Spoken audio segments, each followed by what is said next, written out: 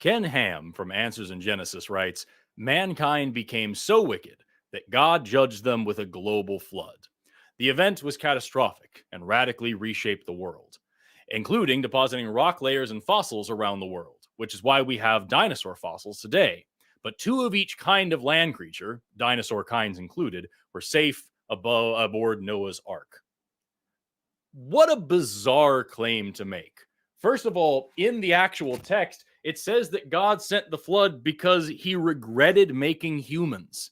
How does an all-knowing being understand what regret is? How does an all-knowing being experience regret in the first place if he already knows what's going to happen? How on earth could he regret it happening?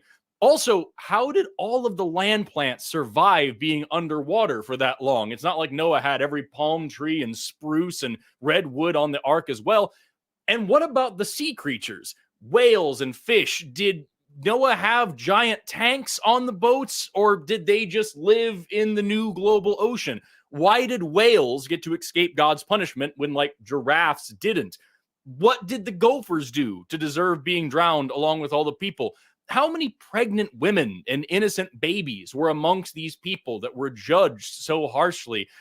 If this is where we get dinosaur fossils from, why are they all in one layer? Why aren't the other organisms down below that mixed in with them? Why isn't there a single human fossil mixed in amongst the dinosaurs, or vice versa? Why aren't there any dinosaurs above that layer if they were also on the ark? Why aren't the Lystrosaurus fossils, or the Gorgonopsid fossils, or the Hallucinogena fossils, or the Anomalocaris fossils up with the dinosaurs? Did those things die first? Because those were already aquatic creatures, most of them. Like, why didn't all the aquatic creatures in the Cambrian die after the dinosaurs if they were already swimming things? Why can a dinosaur like a T-Rex swim better than like an early jawless fish? How does that happen? There's so many questions about this deeply, deeply problematic event, not the least of which being that it's just playing evil to kill every person on the world because you're sad that you made them. Listen, if you think that anything in this book makes sense, or that this is a guide to morality, then call the show, because it starts right now.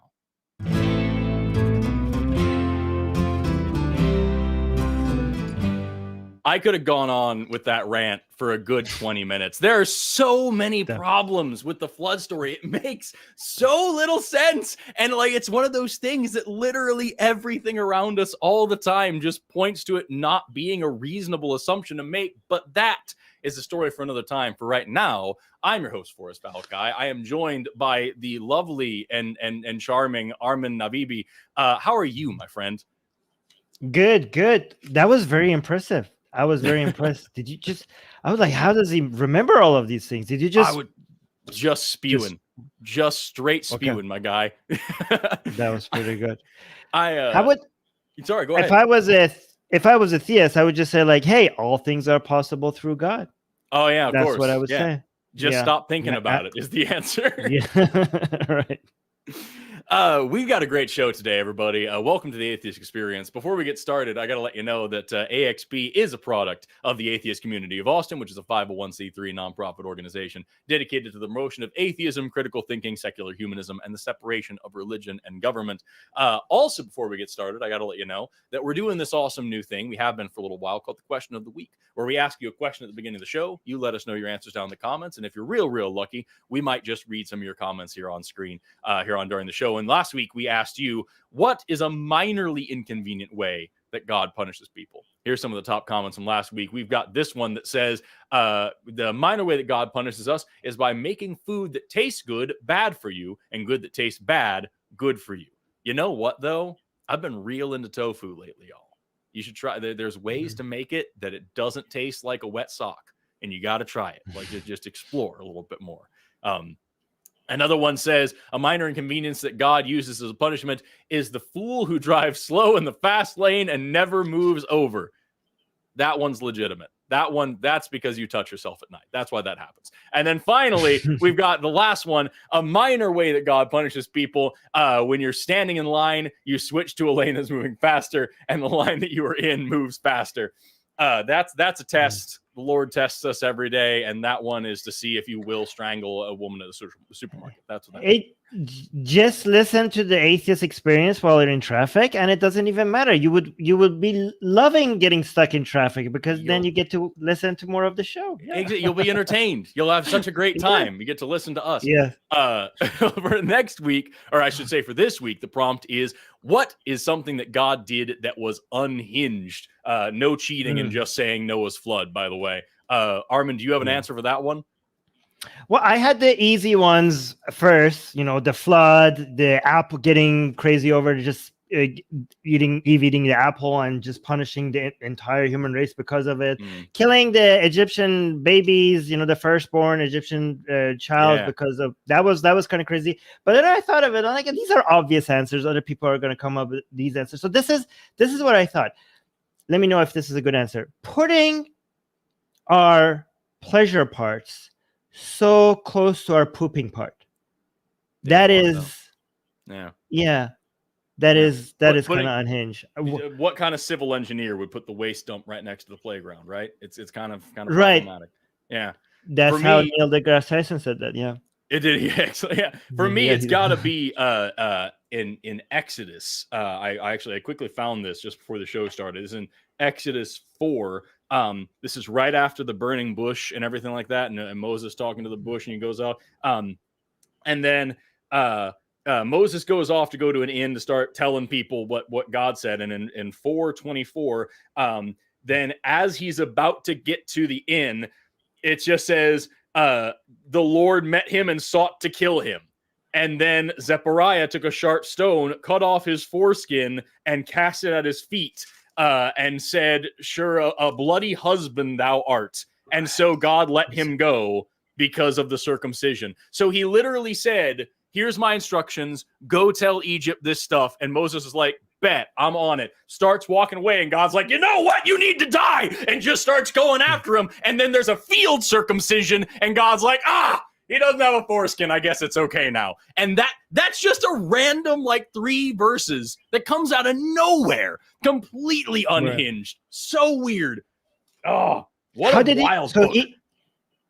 God tried to kill Moses because Moses had forgotten to circumcise his son, right? And God discovered that. It doesn't even say why. As far as I could tell, it just says that Moses is going off, and then God tries to kill him. And then this woman cuts his dick, and then he's like, never mind. And there's no context that I could see. Maybe I need to read. I haven't read that part in a long time, but I didn't see any context that made it make any sense. I always, when I get to that part, I imagine Moses running around and this old God man just following him with an axe in the desert, and the wife is really quickly trying to circumcise the son before her husband dies. That's a funny. Somebody should make that scene. That's a funny scene. We've got a great show for you guys today. We've still got lines open for theist callers. I get at least 10 comments a day in my comment sections on various platforms with people claiming to be able to debunk evolution and prove God to me, just like that. Now's your chance to prove that you're right. But before we get to them, we've got one right here. Are you ready to jump right in? Are you cool with that? Yes, let's do it. I'm ready. Sick. I have my notes and everything here. All right. We're going to start with Ronnie, no pronouns given, coming out of Florida, this is what I've got on the call screen here, says that some Christians have come into contact with extraterrestrials, which is his explanation for angels. We'll hear what they have to say. Ronnie, you're on AXP. How are you doing? Yeah.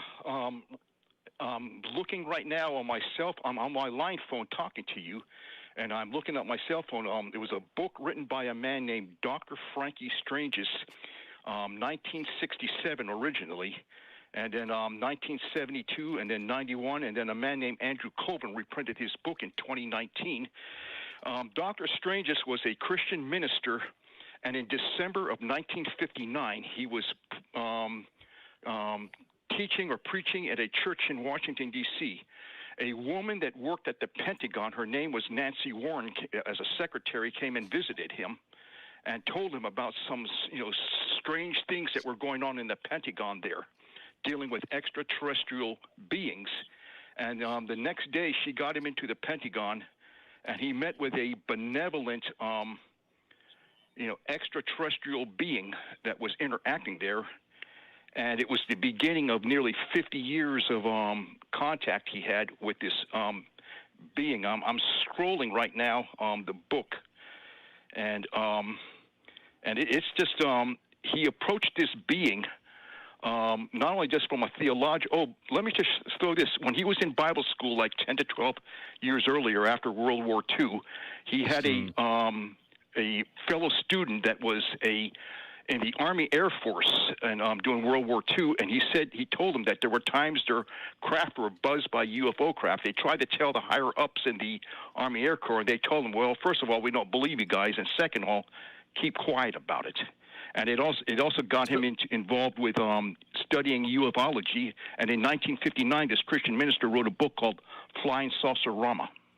So there's a really cool newspaper called the National Enquirer where you can also read stories like this, and also about how like Elvis is actually a secret bat person who works for the CIA to give us all AIDS and all sorts of other weird shit. Like, does any of this have any credibility, or is this just a man wrote some things in a book? No,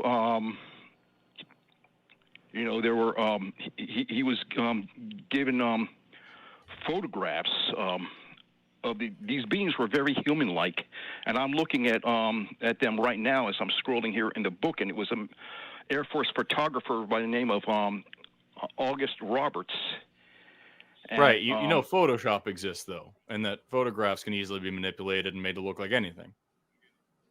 Well, okay, I myself, I'm 67 now, but when I was 11 years old, I remember I had one experience of seeing UFOs, and then when I was 12 years old, 3 times, but I basically kept it to myself.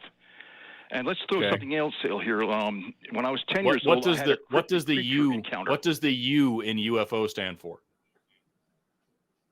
Unidentified. That's what it means, Right. Not alien. Unidentified. So you saw some stuff that you don't know what it was. That happens to everybody. So why does that lend any credibility to any of this?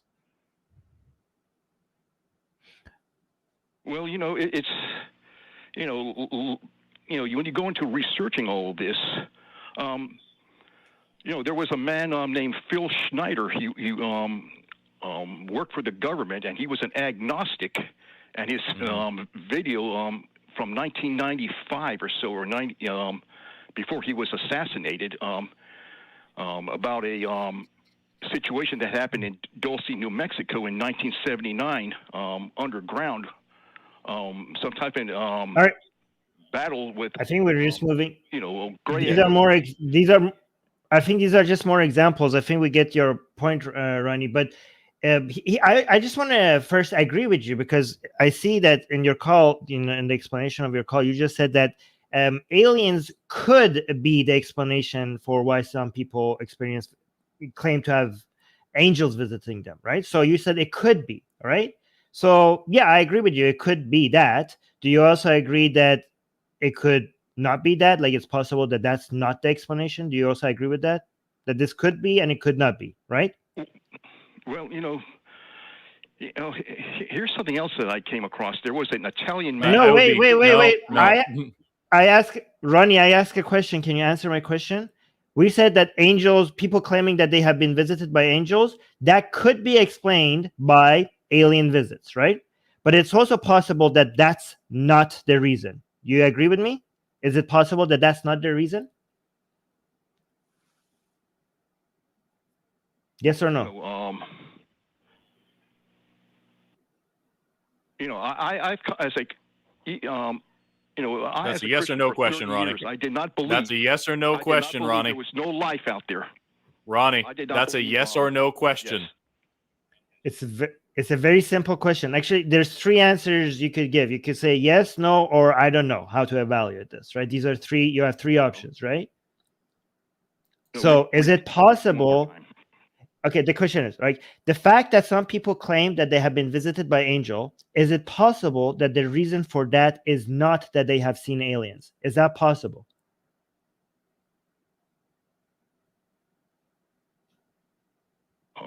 Is the question? Is the question hard to understand? Do you want me to? Oh, it's possible. Amazing. Thank you so much. Okay, so what methodology do you now want to use to go about evaluating between these 2 possibilities? because I agree with you, because in your question, in your statement, you said it could be angels. So I agree with you that it could be angels. So we have that possibility as an answer, and we have other possibilities as an answer as well. So how do we go about evaluating which one of these are better answers? Like, do you have a methodology that you want to suggest to us for us to go and evaluate these different options that we have?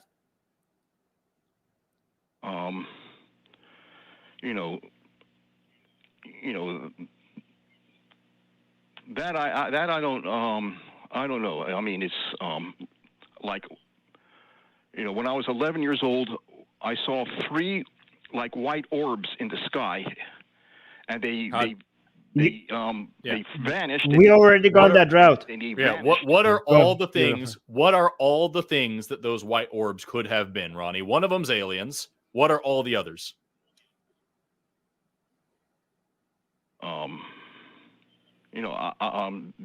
Besides that, I don't know. But other people have talked about seeing orbs. That's the answer. That's the answer. I don't know. So I don't know what this was. And now you have a job that you can go look to try to figure out what it was. You can explore these options, or you can just say, aliens.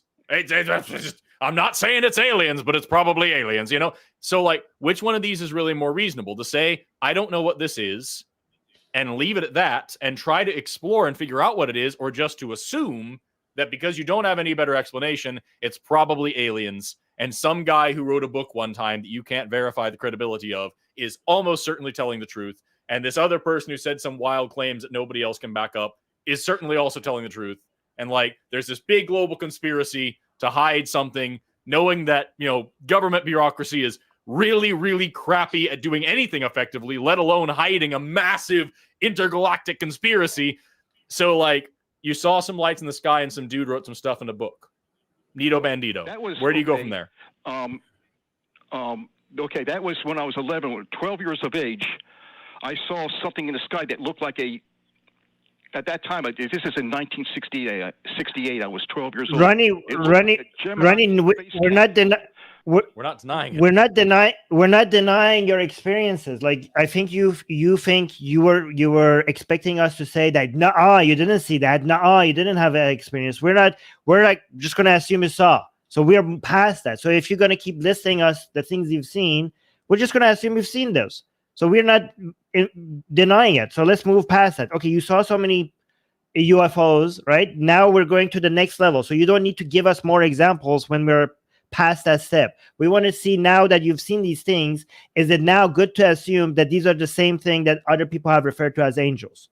Do you want to move to the next step, or do you want to keep staying at the first step that you keep on giving us a list of things that you've seen? Do you want to move on to the second step, or no? Yeah. Okay.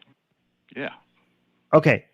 So now we go back to that question. So because here's what I think happens, Ronnie. I think a lot of people just, when they could imagine something being true, like imagine that this could be the answer to this question, just by the fact that they could imagine it, that's reason enough for them that this is the answer, right? But that's not reason enough. We agreed with you that this could be the answer, but you also agreed that the other answers are also possible. So you haven't thought about those other possible answers, but you have acknowledged that there could be other answers as well. So now we have to see how good your answer is compared to all those other possibilities. Do you agree with that? All right. So before we even do that, we have to evaluate what tools we use. So here's the thing. We have some claims here, and now we want to see if these claims are true or not, right? But before we even start, we have to understand what method are we going to use to evaluate these different claims. So before we even look at these claims, we have to look at our methodology. Do you agree with that? All right. Okay, great. So what is your methodology? Do you have a methodology? Do you have a tool that you use? So there's a claim, like, let's forget this claim for now, right? Somebody comes with a claim, right? And you want to see how true this claim is, right? How much this claim matches reality. Do you have a set of step-by-step process that you use to figure that out, or not yet? It's okay if you say, like, no, I don't have a methodology. I haven't thought about having a methodology. Do you have one? Have you thought about having a methodology or no? No, but it's just like how come there's so many there seems to be ever increasing numbers of people talking about this stuff and everything now. We don't know. We don't know. I have several explanations. Ronnie. Oh, sorry. Go ahead, Armin. I'm sorry. No, I mean, Forrest seems to have a lot of answers, but me and you, we could say, like, we don't know. But before we evaluate them, I want to get us our methodology right first before we go evaluate the reason. So you're saying, how come this is happening? My answer is like, I don't know. But before we go evaluate why this is happening, let's get this first part right first. Let's look at our methodology on evaluating when we go and check these out. Like you're saying, here's a question. Like, oh yeah, that's a good question. I want to know the answer to this question as well. But I'm not going to start if me and you don't have an agreement on what the best method of evaluating these questions are. But go on, Forrest, if you have some explanation. Yeah, I have a few, but like first I want to ask, like, Ronnie, do you believe in Bigfoot? Do you believe Bigfoot is real? Yes, because what about the Loch Ness Monster? I had an experience in. What about the Loch Ness Monster? August of 1966. What about the Loch Ness Monster? Ronnie, I wasn't asking for your life story. I was asking you a yes or no question. What about the Loch Ness Monster? Do you believe that that's real? I believe the possibility that it is real, What about Mothman? I lean towards that. Yes. What about the Jersey Devil? Yes. What about Roland? What about Roland the Closet Goblin?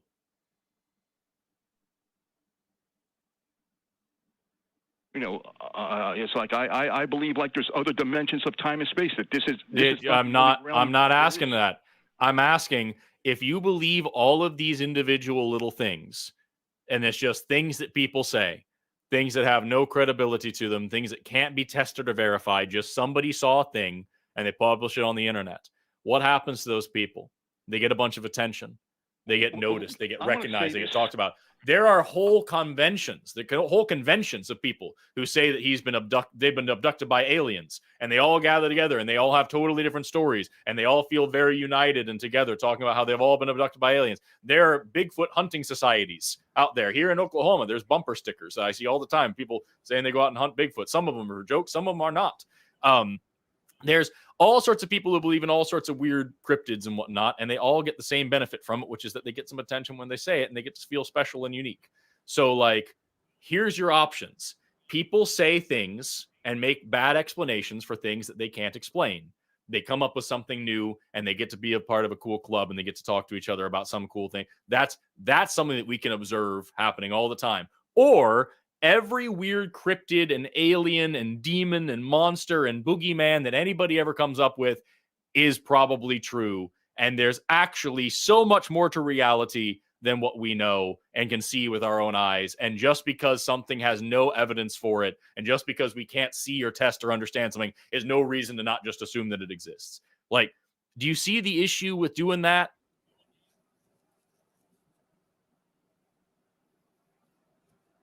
Well, it's just like science, like 500 years ago, they didn't know, they knew like metals like iron, gold, silver, copper, Right. But you go back 500 years ago and say, what about the beryllium or magnesium or aluminum or titanium? These metals and everything, they existed, but science 500 years ago did not know they existed. That's a great point, Ronnie. That is a great point. No, that's really good. Yes. What caused us to accept that all these other things that we didn't know about existed? What changed science? These things were discovered. Evidence changed science. We gathered evidence for these things, and then we changed our minds. So what evidence, what testable, repeatable, observable, actual evidence do you have for Mothman, Bigfoot, aliens, Loch Ness Monster, all these other things that you're talking about? One thing is that there are entities, there's people behind the scenes that don't want us to know this and what have you. How do you know that? Where people have. How do you know that? It's just like Bigfoot. It's just like people coming across Bigfoot skeletons. How do you know that, Ronnie? Was the question? They come and they seize the skeletons and how do you know that? 1966. If I lived to be Ronnie, 120 years I'm going to ask you one more time, and then I'm going to move on if you can't answer a question. How do you know these things? You're saying things, you're saying big claims. I can sit here and say that there's any weird thing that exists in the world, and the government's covering it up. And the only reason why you don't know that I actually can fly and that I actually have night vision that built into my ears that I can see things and I can pogo stick on my penis to the moon is because the government has hidden all of the information about this. It doesn't make any of it true. How do you have any evidence for this? How do you know that these things exist and that the government's covering them up? Well, does it take like me, having a flying saucer, to show to somebody, like that, or that would be a great start, is something that we can actually test and believe in. Because if you just say, here's this thing, and you don't know about it because the government's hiding it, then that's no different from saying any other. You can take aliens and Bigfoot and everything out of the and put in anything else in that blank, and it means the exact same nothing. I have a shrink ray that I use to shrink the Eiffel Tower and put it in my pocket and wear it as a keychain. And you don't know that because the government quickly built a new Eiffel Tower and is hiding it from you, and they took away my keychain. How can you prove that wrong? And how is that any different from me saying, or from what you just said about how they hide all the Bigfoot skeletons and everything else? Ronnie, can I ask a Ronnie question? Okay. Yeah, by all means. Do you agree with this statement? Just because something is possible, it doesn't mean that it's true. Do you agree with this?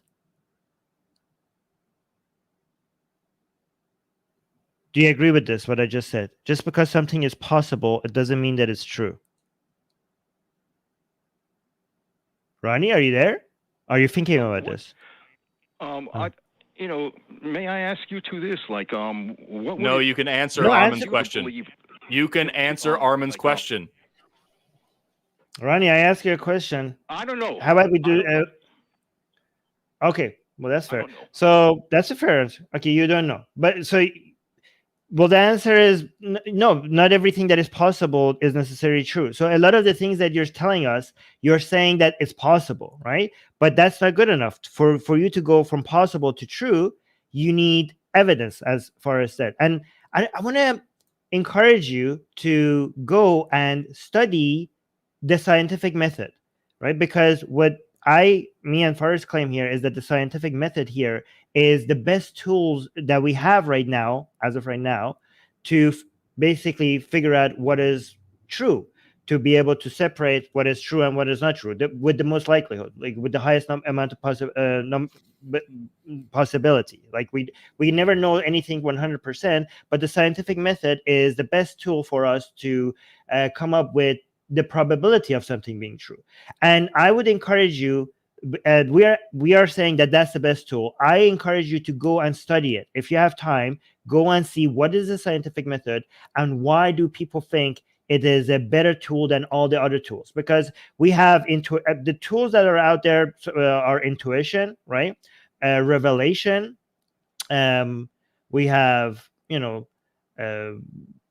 actually that's it. And the scientific method. I don't know what other tools that we have. We have revelation, we have faith, we have intuition, and we have the scientific method. These are the tools that people suggest. And I think you're going with the intuition tool. Like you're looking at the question and you're looking at the answer possible out there, and because you're intuitively, it seems like the right answer to you, you're just picking that as the answer. And every time we're trying to show you that this is not really a good answer, you are, instead of showing us evidence, which is what we require when it comes to scientifically evaluating whether something is true or not, your answer to us is as if we were telling you that this is not possible. You're giving us arguments that would make your answer just possible. But here's the thing, almost everything is possible. There are not that many things that are completely impossible, right? So something being possible is not that interesting. There are not many claims out there that you could make that would be impossible. So we are not here to listen to things that are possible answers. When we say something is true, we're saying it's justified to believe in it. So the probability of that thing being true needs to be a lot higher than you just showing us that it's a possible answer. And the only way to do that right now, as of right now, the only way to do that is with evidence and using the scientific method. So go look that up. Go look what that scientific method is and why it works, because it does work. Yeah. Oh, one more thing I want to share with you. There was an Italian man named Giordano Bruno. He was born in 1548, and he came to the conclusion that the stars out there in the universe, this is in the 16th century, that there were planets around them like the Earth, and that there was life on that. And he was arrested by Rome in 1592, and he spent 8 years in prison. They tried to make him recant that heresy, and he on February 1st, 1600, he was executed, and he went to his death not recanting. That there was life out there. And then 32 years later, Galileo was put under house arrest because he Ronnie, taught that the sun went around the Earth instead of the Earth went around the sun. I get it. I've taught this lesson before myself. It's an important lesson about how science works and how evidence works and how restrictive and oppressive churches have been and faith systems have been in the past. This is a great lesson. It has absolutely no bearing on anything that Armin just said. It sounds like you were just waiting for your turn to talk, because what he just explained is that you need evidence for these things. So yes, Bruno and Galileo did say things that they were oppressed for by the church. They had evidence for the things that they were saying, and they were speaking to the evidence that they had. And then later on, more evidence came out, and pretty soon the evidence became so large that the church couldn't withhold it anymore. And then everybody changed their minds because of the evidence.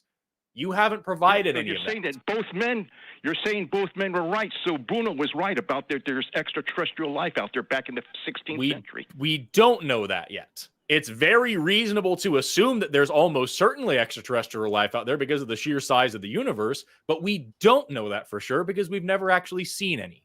We have no actual evidence of any extraterrestrial life. Okay. That there is okay, life, but but that's all it is, though.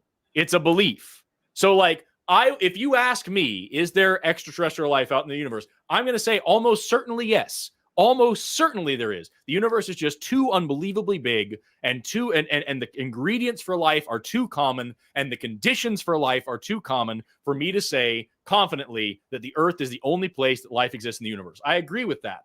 But I'm not going to say that there is certainly life in the universe outside of Earth until I have at least some evidence for it. I don't have to go see an alien walking around making pancakes. All I have to see is like a fossil, a microorganism, something that was made that doesn't look like a natural formation, like anything that indicates that there's some sort of life beyond us.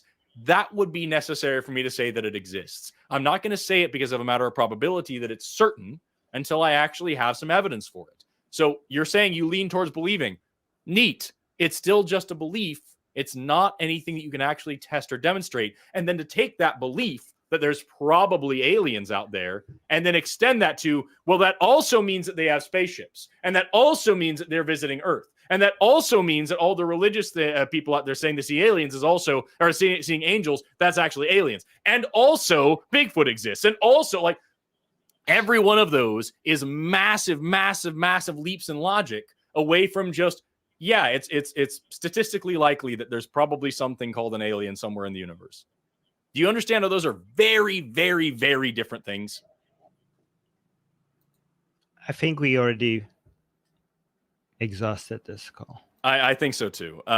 Ronnie, like, we're going to move on to another caller because every time we ask you a question, we just get a story out of you. But like, I really hope you'll understand that, like, just because you can't disprove something doesn't mean that it's real. And just because somebody says something doesn't mean that it's real. And just because aliens might exist doesn't mean that there's all these government conspiracies around them. Like, these are all vastly different claims. And I encourage you to look into them. Like, actually do some digging here and then call us back. Okay. Okay. Take care. Bye-bye. What a call. What a way to start the show. We've got a couple other people on the line, and I want to get to them. But before we do, we have a million super chats here that I want to get to because our audience is incredibly kind and generous people with good hair and well-shaped ears, and they send good super chats to us all the time. We've got Gayest Huskies Master sent $5. Why can't Jesus hold any holy water? Because his hands are holy. Nice. Implications of the second one being from a person named Gayest Husky. There's a lot of implications there. Sent $4.99 says, if an apologist can't demonstrate their God as you can demonstrate your money, then you shouldn't give them your money. I mean, yeah. And then we've got, another one from Gayest Husky Master sent $5. It's the same one. Sorry, this got posted twice. Sorry about that. We've got Rosie Raid sent $5 Canadian dollars. Are they even real dollars? Listen, gophers are shady beasts. Are you Canadian? Yes. I don't. How dare you? I don't believe you. I don't think you're too cool to be Canadian. Listen, gophers are shady beasts. We don't talk about what the gophers did. Thank you very much for that. $5 from Miranda Rensberger. Here's some money for elephant food. We'll talk about sandwiches. We all talk about sandwiches and Roland, but the elephant behind Forest Wall needs to eat. You know what? That's a super fan right there. That's a true fan that hears me say the same dumb argument 50,000 times. We've got it's Hell's Bells sent $10. Roland is the best way to show his existence and to give money. Hail be to Roland. Sorry, Roland said the best way to show his existence was to give money. Hail be to Roland. I misread it because it is small print far away from me, and I am an old man. And then we've got $5 from Beaver Jedi. Taking a second to imagine what that looks like. I don't like it. Any sufficiently advanced technology is indistinguishable from magic, says Arthur C. Clarke. I love that quote, and that's exactly, a lot of people talk about what evidence would it take to convince you of God? I don't know, because I don't know if I would tell the difference between super alien technology or just me being freaking high. But who does know? God, if God's real, or a very powerful wizard. I don't know. It could be wizards. We don't talk about wizards enough in this world. That's one of the ways. I don't know if I told you the story ever, but that's one of the ways I knew I was going to marry my wife is because we were sitting there chatting and just out of nowhere, I was like, someday, babe, I'm going to need like a big wizard's beard. Like I'm just going to grow everything out and just become a wizard someday. It has to. And she didn't even blink. She was like, yeah, I know, babe. Of course. It's you. Of course. She just knew. And I was like, you're the one. You're the one. That's so sweet. Alan Ferguson sent 20 of his hard-earned American dollars. We knew this was going to be a good show. You two never disappoint. Thank you so much. It's really kind of you. Saint Brush. What did you do to achieve sainthood, Brush? $6.66. Has the ACA/Atheist Experience considered making a Spanish-speaking version of the show? Estoy aprendiendo español ahora, pero no sé mucho todavía, so it wouldn't be a very good show. And then we got, because I'm the only host. We don't. we wouldn't have to with AI pretty soon. Give it. I don't know. Yeah. YouTube's already they're working on a thing that they can AI dub everything into different languages. It's pretty cool. Yeah. And then finally we've got one more super chat from Juan Garcia, sends $4.99 with no message, but I appreciate the $4.99 regardless. We're gonna eat all of those money. Thank you very much for sending them. With that, we've got a tremendous amount of more calls left, and I want to get to as many of them as we can. We're gonna go with.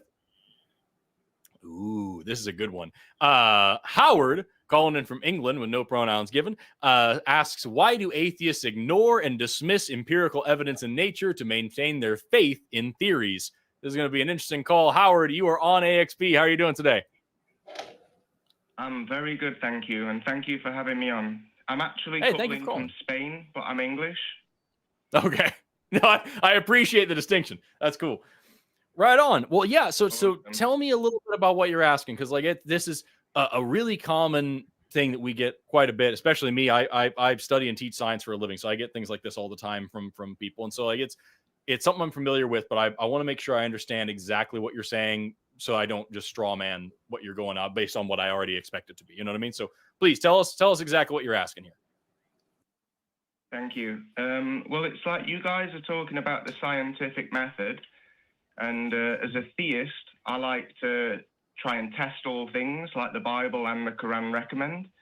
So I do scientific experiments, I make primary observations, and then I promote that other people reproduce these observations and see if they get the same or alternative results to compare evidence. Yeah, I tend to get ridiculed by atheists, and I wonder if it's because you guys are scared of final judgment, and maybe that's why you dismiss and ignore empirical evidence when it doesn't suit your confirmation bias. I'm not trying to be rude. I'm just trying to figure out why it is. No, that's fine. I don't mean rude. I just giggled a little bit, and I don't mean to be rude to you. I'm giggling because it's fatuous to me, but I'll explain why in a minute. Please continue. I don't want to interrupt you. No, it's fine. It's fine. It's just like I say. It's like I literally follow the scientific method. I use my God-given senses to try and verify claims and secondary information by making primary observations. And yet when I went on Spanish television and I offered 10,000 euros in 2018 because nobody was taking my inquiries seriously. And I'd offered 1,000 in 2017 on Facebook, and people were like laughing at me still. So I put it up to 10,000. I went on Spanish television and I said, look, just prove half of what's expected at water level, observing out at an island or along the coast. Show me some landscape visibly hidden due to curvature. And no one was able to for 3 years. So I consider myself a skeptic. Yet I get ridiculed by people that claim to be skeptics that will not make the observations even for 10,000 euros. So just to be clear, Howard, you were talking about, testing the Bible and that you said a lot of things there, but then towards the end you were talking about curvature as well. You saying that the Earth is flat? Is that what I'm gathering from that? Oh, no, I don't believe that Earth's two-dimensional, because I believe that thoughts, feelings, memories are probably in a higher dimension. I definitely believe angels are in a higher dimension. Well, I'm saying, do you believe that the Earth is a globe or an oblate spheroid? No, definitely not. How did we get here? We were talking about God. 10,000 euros. So that's a whole other thing, and we can. No. Okay, sorry, I didn't mean to interrupt. Well, I'm just saying that. No, you're fine. The shape of the Earth is a whole other business, and we can totally get into that in a minute. But I don't think it's super pertinent to the show. But I'm happy to get there if we would like. What I'm more interested in is two things that you said. One of them was you talked about us as atheists fearing judgment, and the other thing is you talked about in the call screen here. You said that we're dismissing empirical evidence in order to maintain faith in theories, and you said something similar to that while you're speaking there as well. And I just want to touch on those things first to start off with. First of all, the thing about, not wanting judgment, and I'm sure Armin, you have something about this as well. So I'll just quickly say that I don't fear eternal judgment from any God because I don't believe that any God exists. So it wouldn't really make any sense for me to have an issue with that any more than I would be fearing being tortured in Barad-dûr by Sauron. That's certainly a scary sounding situation, but I don't believe that Sauron's real and I don't believe that Barad-dûr is real. And so therefore I'm not terribly worried about that whole situation. You know what I mean? And so if I'm talking about a God, the reason why I'm not afraid of it is because I don't think it's real. If someone comes to me with evidence for a God or is trying to prove a God to me, my fear of hell or judgment doesn't factor into that. I really do try to take it at face value. I have yet to see anything that convinces me in any way of a God existing. And that leads me to the second point, which talked about faith in theories. You said that you engage in the scientific method, so I'm not going to patronize you by explaining this to you, but for everybody else who's listening who might be curious, a theory is not a guess, and it's not a hypothesis, and it's not an assumption. A theory is the best explanation that we have for observed natural phenomena. It's a functional explanation for things that we observe in the universe that's backed by all the best evidence that we have. So common theories that everybody takes for granted are things like gravity, cells, germs, plate tectonics, the shape of the earth, evolution, all these things that we are really, really confident in, and we're know for sure are real things. We'll disagree about the shape of the earth later, I'm sure, but a theory is not just something that we have faith in. It's something that we test and verify and check and critique and back up with tons of evidence constantly. And it's something that has to make testable predictions about reality. It's not just a doctrine or a dogma. It's something that has to be functional. And so to say that we have faith in a theory, to me, sounds like either a gross misunderstanding of what a theory is, or a gross misunderstanding of what faith is, or just a lack of, appreciation for how science actually works. And I'm not sure which one it would be in this case. Could I answer that quickly before? By all means, yes. I just spoke for a fat minute, so give me a brief answer, and then I want to hear what Armin has to say.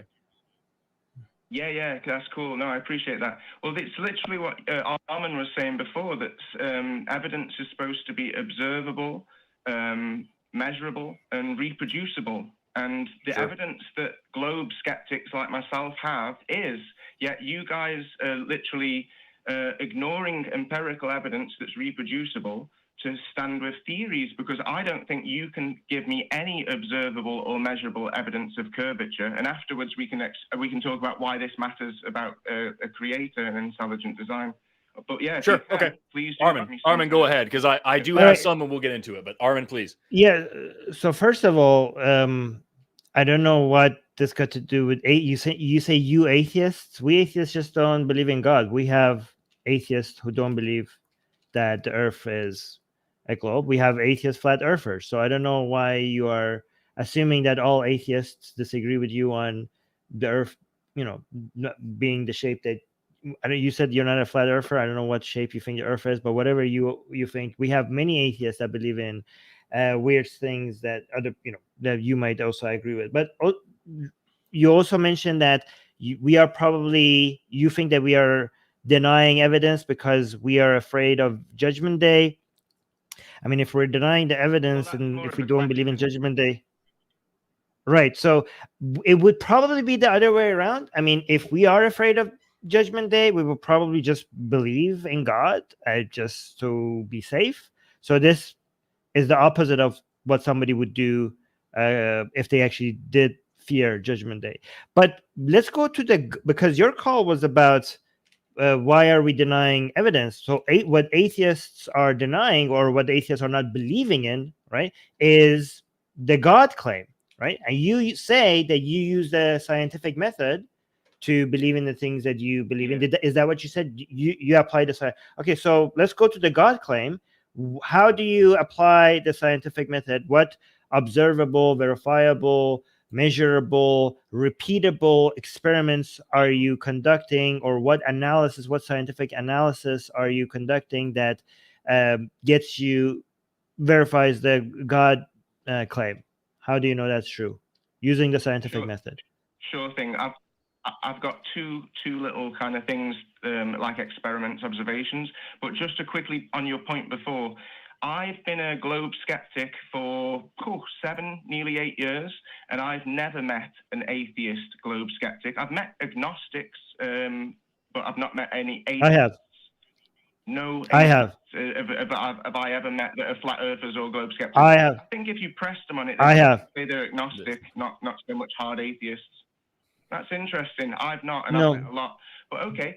So about the science, I literally put my money where my mouth was, like I say, to try and get people to repeat the experiments. And one of the experiments, or you could say observations, is at water or at land level, next, like at the coast. So you're pretty much water level, and you can look from Benidorm to San Beach, 20 miles. Are we good? And you don't see. Can you answer my question? Can you answer my question? Are you talking the globe claim? Or like, I'm not talking about the globe, whether the Earth is globe shaped or not. I'm talking about because that's what we don't believe in. We as atheists, we don't believe in God. You say we are denying that because of, I don't know, whatever reason came up, but you seem to use the scientific method and you believe in God. So how do you use the scientific method to demonstrate that the God claim is one that we have to take seriously? Okay. So if the Earth isn't a globe, we're not in physical, not lost, floating around in physical space. That means that Earth has a special location, center stage, and that this what we call the universe, our cosmology, is contained, and that there's water above. So that gives credit to both the Quran, the Bible, and lots of ancient cultures that believe this. So it's very difficult to dismiss the idea of a creator if we're a contained cosmology with the center stage. And all right, you know what? I'm gonna assume you're right. Mhm. I'm gonna make this easy, okay? You're right, okay? The Earth is not a globe, and we're at the center of the universe, right? I'm gonna accept that, okay?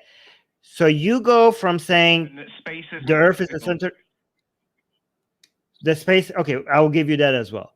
You think going from that to the God claim, that being your evidence for God, you think you're using the scientific method when you say that? You think that's your idea of using the scientific method?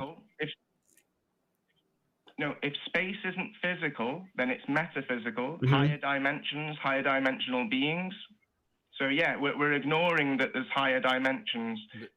The issue with what you're saying here, Howard, is that the issue with what you're saying here, Howard, is that you're stacking claims as if one necessarily implies the other. So like what Armin was just saying there, okay, we'll grant half of these premises for you. We'll just assume that all of that is true. But then also, if the space is metaphysical, then there must be metaphysical beings. No, that just you've shown that space is physical or metaphysical. And then if you show there's metaphysical beings, cool. But then you haven't shown that any of those are the God of the Bible or that they created it. And if you show that, you still haven't shown that they have any special protections. So each individual claim needs its own evidence. So we can't just say, the Earth is flat, therefore this, therefore this, therefore this, therefore this. We have to have a different set of evidence for every single one of those things. And I just want to point out the fact that, like, the evidence is not in your favor even at the beginning of that. I know that Armin was being very charitable saying he'll accept all of it, but like, you do understand we're not just having faith in theories here. Literally, and this is not an exaggeration, literally every single thing that we know about science would have to be wrong in order for the Earth to not be round. Like that, it would change everything, not just the cosmology, not just the God claim, like actually physically every single thing that we know about the universe would be wrong. That's a very expensive claim to make. Well, like I say, we can make an observation at water level at 20 miles where I live, or I can see Ibiza from a bit further down the coast, which is 100 kilometers away. I can go to Blackpool back in England, and I can see the Isle of Man from Blackpool, which is 100 miles away. So the observations at water level suggest there's no curvature. And as we all know, when we're in an aeroplane, the height or on the top of a mountain, the higher we go, the further we can see. And if you watch the Red Bull skydive at 39 kilometers altitude, even the Red Bull skydive, he opens the door of the capsule and the horizon's still at the level of the camera. So the horizon should go down as we go up. If it was curving down in all directions, the further we see, the further down the horizon should be when you look for the horizon. I have a question. So as the horizon doesn't I go have down... Okay, I have a question. This is just for I'm just curious now. This is not to get to any point. Why do you think, so what's your explanation again, I just want to know how you, in your own world, how you come up with explanation for things.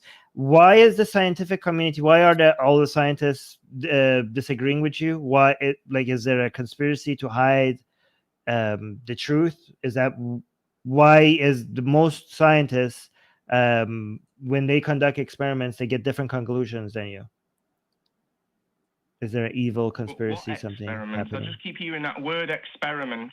I hear so I can give you one. Okay. Can you name I can give you one. experiment or one observation? No, before the experiments, they didn't conduct any experiments. Okay, they're just lying. Why are they doing this? Why are all these scientists lying? They're not lying. They're not lying. Okay, what is happening here? Why I said I think you. Okay, what's happening?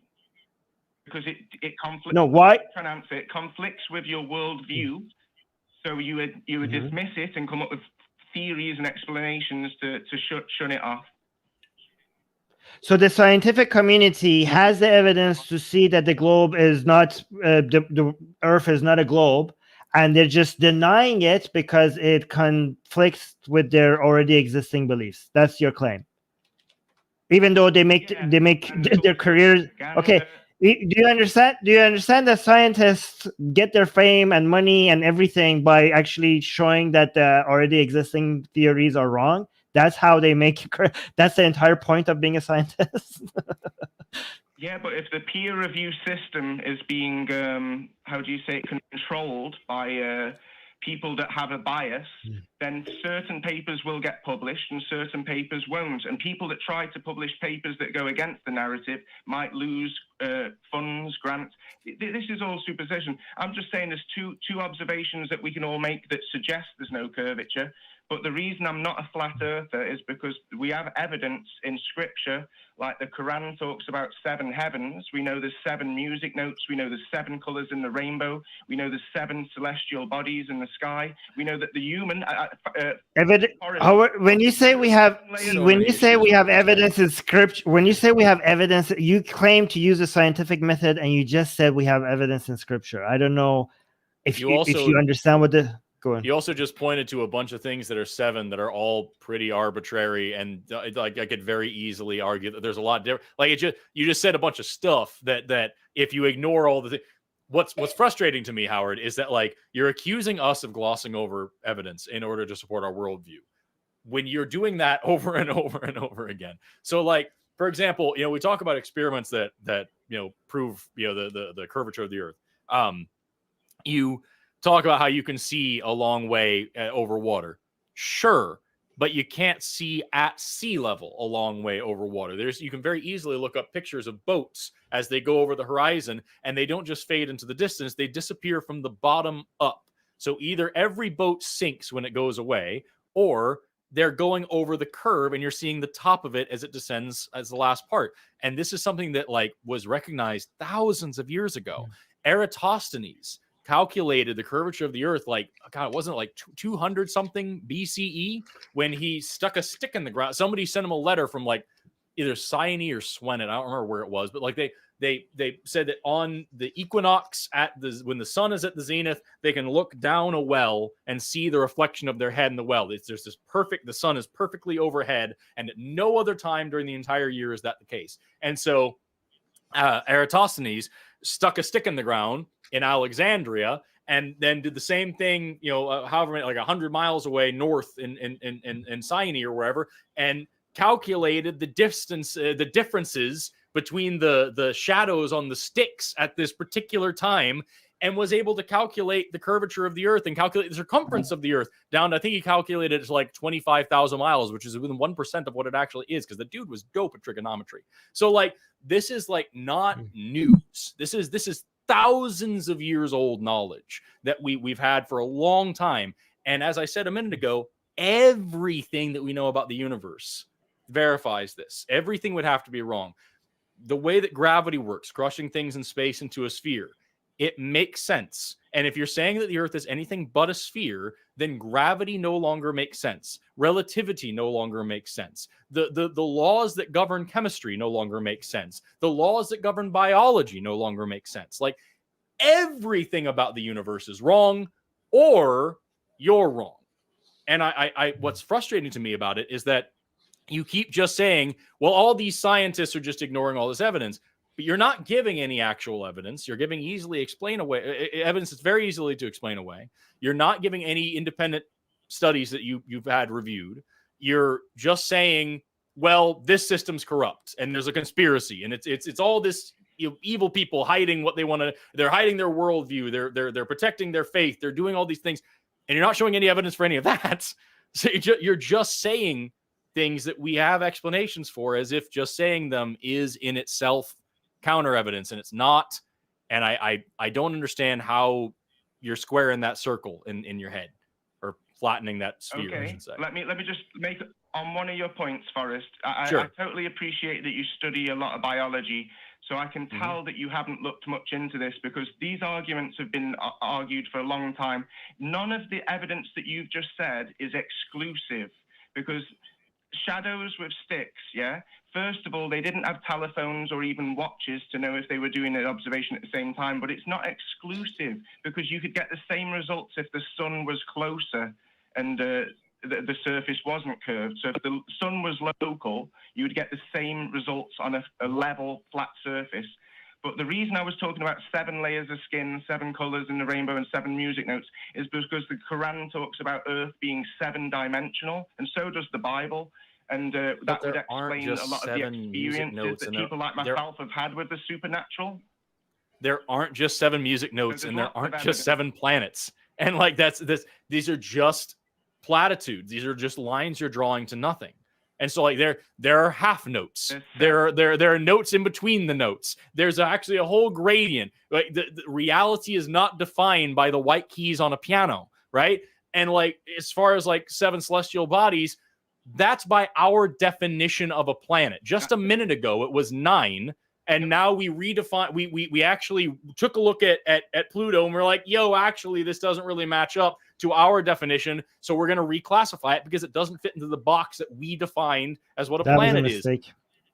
I super wasn't. I will go to the mat on that. Pluto's not a planet that doesn't deserve to be. But like the point is that this is a definition that we made. If one of the reasons why Pluto isn't a planet is because if we lump Pluto in with the planets, we would have thousands of planets in the solar system because it's not big enough, right? But there's lots of things out there. Eris is bigger than Pluto, so we'd have another planet right there. So like it's just because of the definition that we have. And you talk about like all these different things that all point to a 7. I'm sorry, it's just not good enough. Even if I granted all of that, it's some people who wrote a book noticed a pattern in nature and wrote it down in a book. That doesn't do anything to tell me about any of this other stuff. But Forrest, how do you explain the fact that we have 7 dwarves? I think, right? Exactly. 7 dwarves and Snow White. So how do we? Of course. How do you explain that? Yeah. So like really, Howard, it's just what you're telling me here is I'm sorry, it's just not good enough for me. And I also don't understand how any of it points to a God, because all I'm getting out of you over and over and over and again is just if this is the case, then these other things. Can you just agree that none? So can you hear me, Forrest? Yes, I can.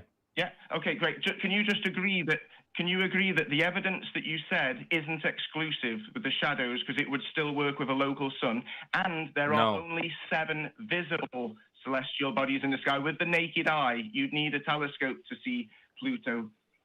And no, because so if you're talking about eye, there's only 7 celestial bodies in the sky. Well, that's the source of making the 7 number holy, then which they apply to everything else. So that's why 7. It's not because 7. It's the direction of causality is the other way around here. Right. That's why Isaac Newton has said that there were 7 colors in the rainbow. He made indigo just as an extra other blue because he didn't want to say it was 6, because he wanted to say it was 7 because he thought 7 was holy. Let's just I don't accept that like the shadows of Styx and all these things are not, it could also be explained by a close sun for so many reasons, not the least of which being like if the sun is so close, then how do eclipses happen? Like that doesn't make any sense. Like and there's a million other issues with that. Also, the time zones wouldn't make sense. The deposition of light would have to be like kidney bean shaped, not round. Like there's so many additional issues with that. What I'm saying over and over is that this is a very expensive claim that you're making.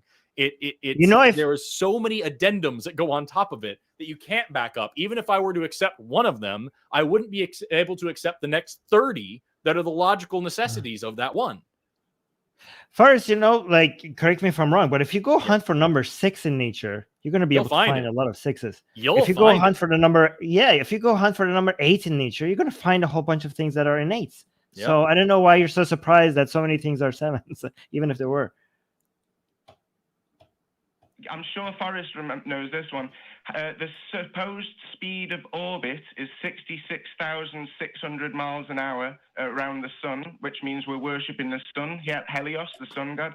The tilt of the Earth is 23.4 degrees. Where did you get that? 90 degrees leaves 66 degrees. The speed. Hold on a second. See, again, this is what's so bothersome about this call, Howard, is that like the orbital speed of the Earth, I just looked it up to Google it just in case, just to make sure that I'm not talking out of my ass here. The orbital speed of the Earth averages 666.2 miles per hour. So first of all, the rest of the world, aside from one other country, doesn't use miles. In kilometers, it's 107,200 kilometers. Does that number have some special significance, or is it just in miles per hour that your conspiracy is true? And also, what about the 0.2? It's 666.2, or sorry, it's 66,620. So that 0.2, does that matter in the conspiracy, or is that a misnomer? Or what? You're just, if you disregard the 2, then it sounds like 666, right? And then also, even if it was universally accepted that it's 666 somethings, number one, that is a human-made construct of measurement. And number two, how do you get from there to, and that means we're worshiping the sun god?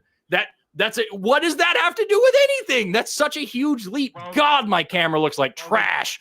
I don't know what's going on with that. Okay. No, you're fine, and you're fine on YouTube. This is just on. But by the way, all I'm getting from it, are you saying, Forrest, maybe the metric system is satanic? No, No, Because it's the only... empirical system. It has the 666. No. The metric system is the way of God.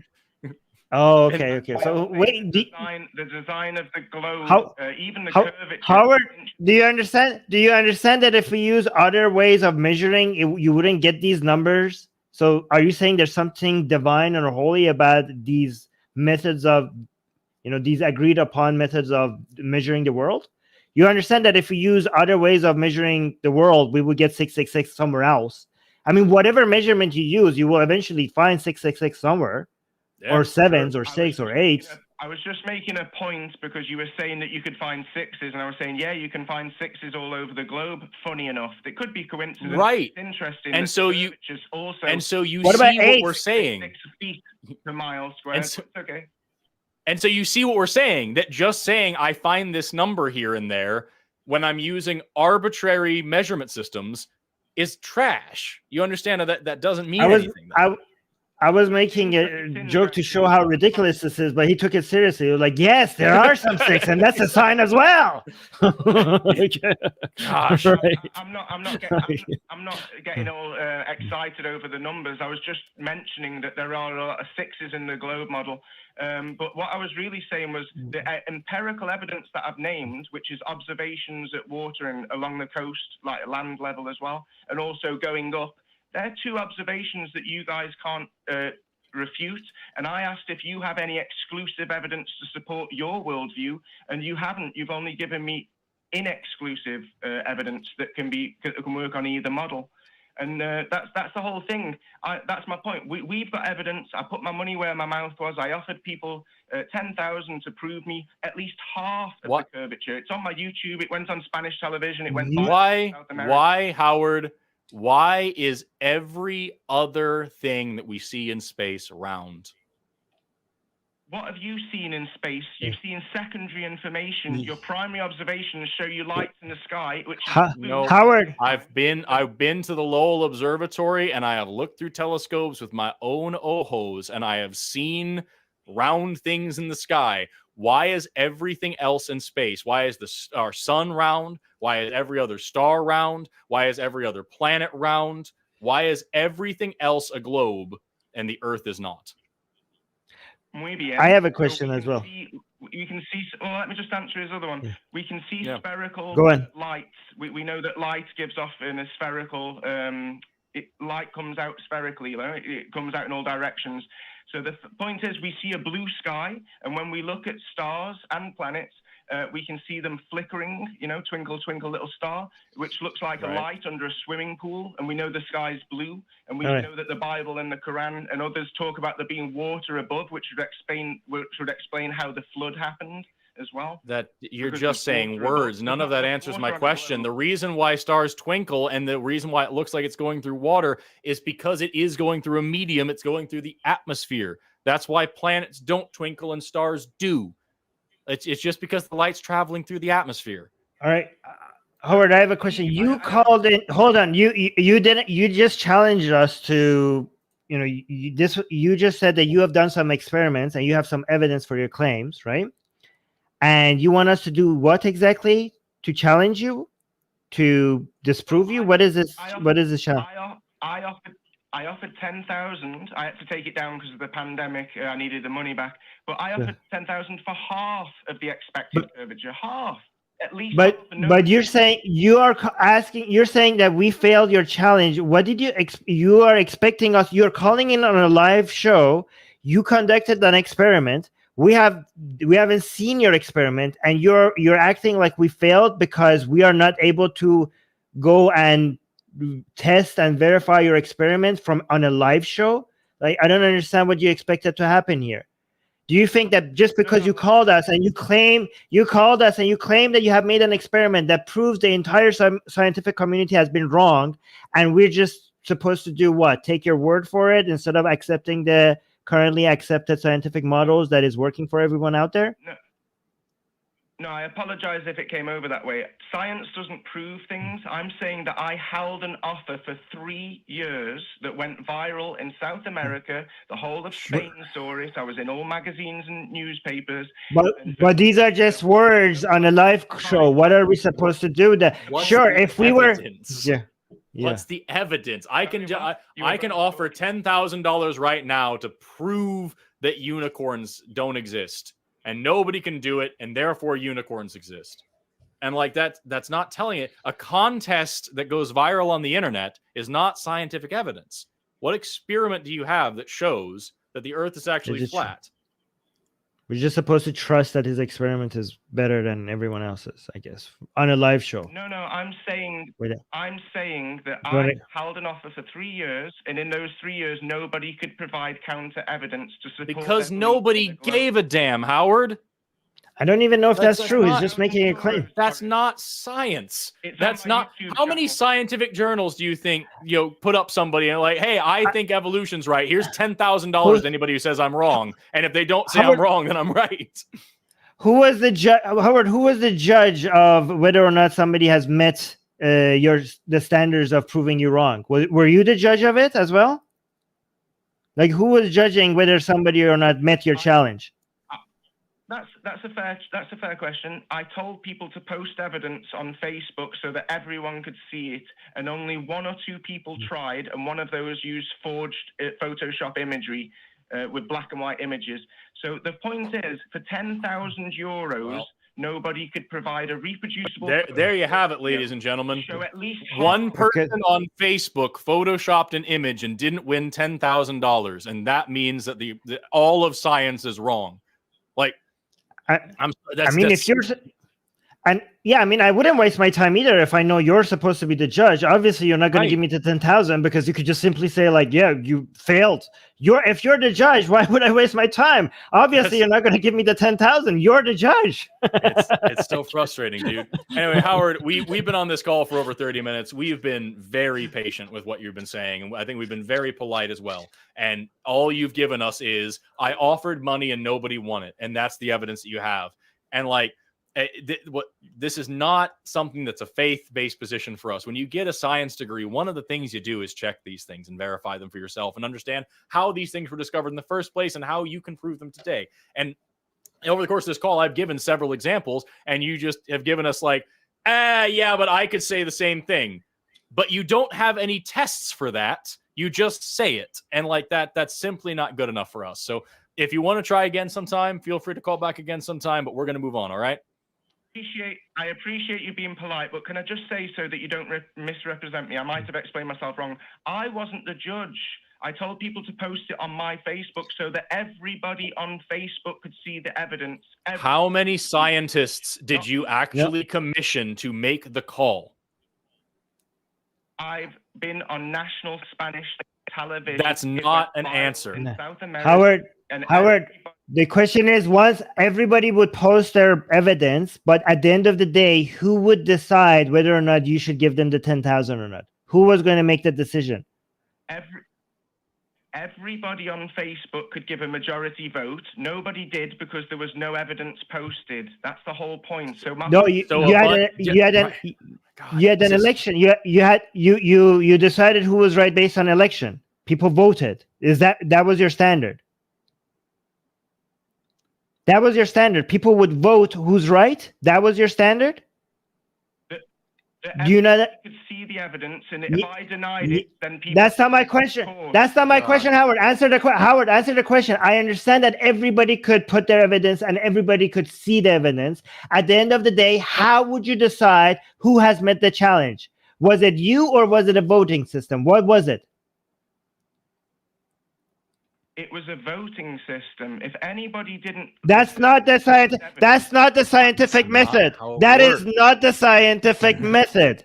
You Votes claim to on understand Facebook are science. not That is not the scientific method, Howard. Thank you for showing us that you don't understand the scientific method. Like votes on Facebook does not constitute a peer-reviewed study. It's I'm sorry, it's just not good enough. And that's all we get over and over and over. It's so frustrating. I've ended the call. It's just that's deeply problematic. And then to say like, well, I'm doing science better than all these scientists.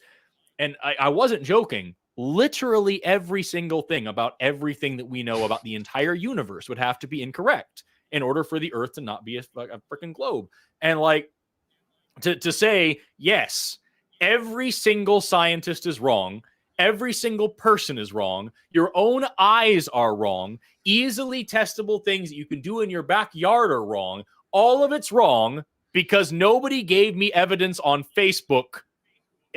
I can't imagine having that kind of arrogance and then trying to be serious on it's so annoying.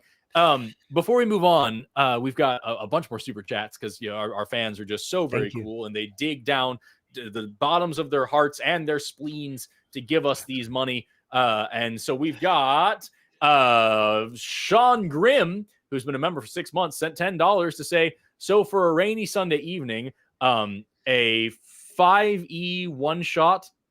Oh, D&D. Okay. Or Call of Cthulhu. And if you get the I'm going to move my body over here. So for a rainy Sunday evening, a 5e one shot or Call of Cthulhu. And if you get the contest, we're the same kind of nerd. All hail roll in the closet goblin, signed Grim. I don't know what you mean. I know what those words are, but in that order, they make no sense to me. But I appreciate you sending us money and saying the things. Emery King, I'll probably figure it out later. I'm very dumb. Emery King sent $5. Forrest and Armin are such a good team. My favorite duo on AXB. This is going to be a great show. Thank you, hosts, mods, producers, and viewers. Flip, we just put a chat poll up as well. Is Howard correct? All votes are final. This is better than Facebook, y'all. We're on a live show right now. You can say whether or not you think the Earth is flat or round, and that is scientific evidence, apparently. So put it right there in the poll. It looks like so far 93% of you say that Howard is wrong, and 7% of you need to quit playing. And then we've got let's see here. McBeard, am I putting that one? Yes. Sent $2, 2 words. Mini Wonka curve. Love that.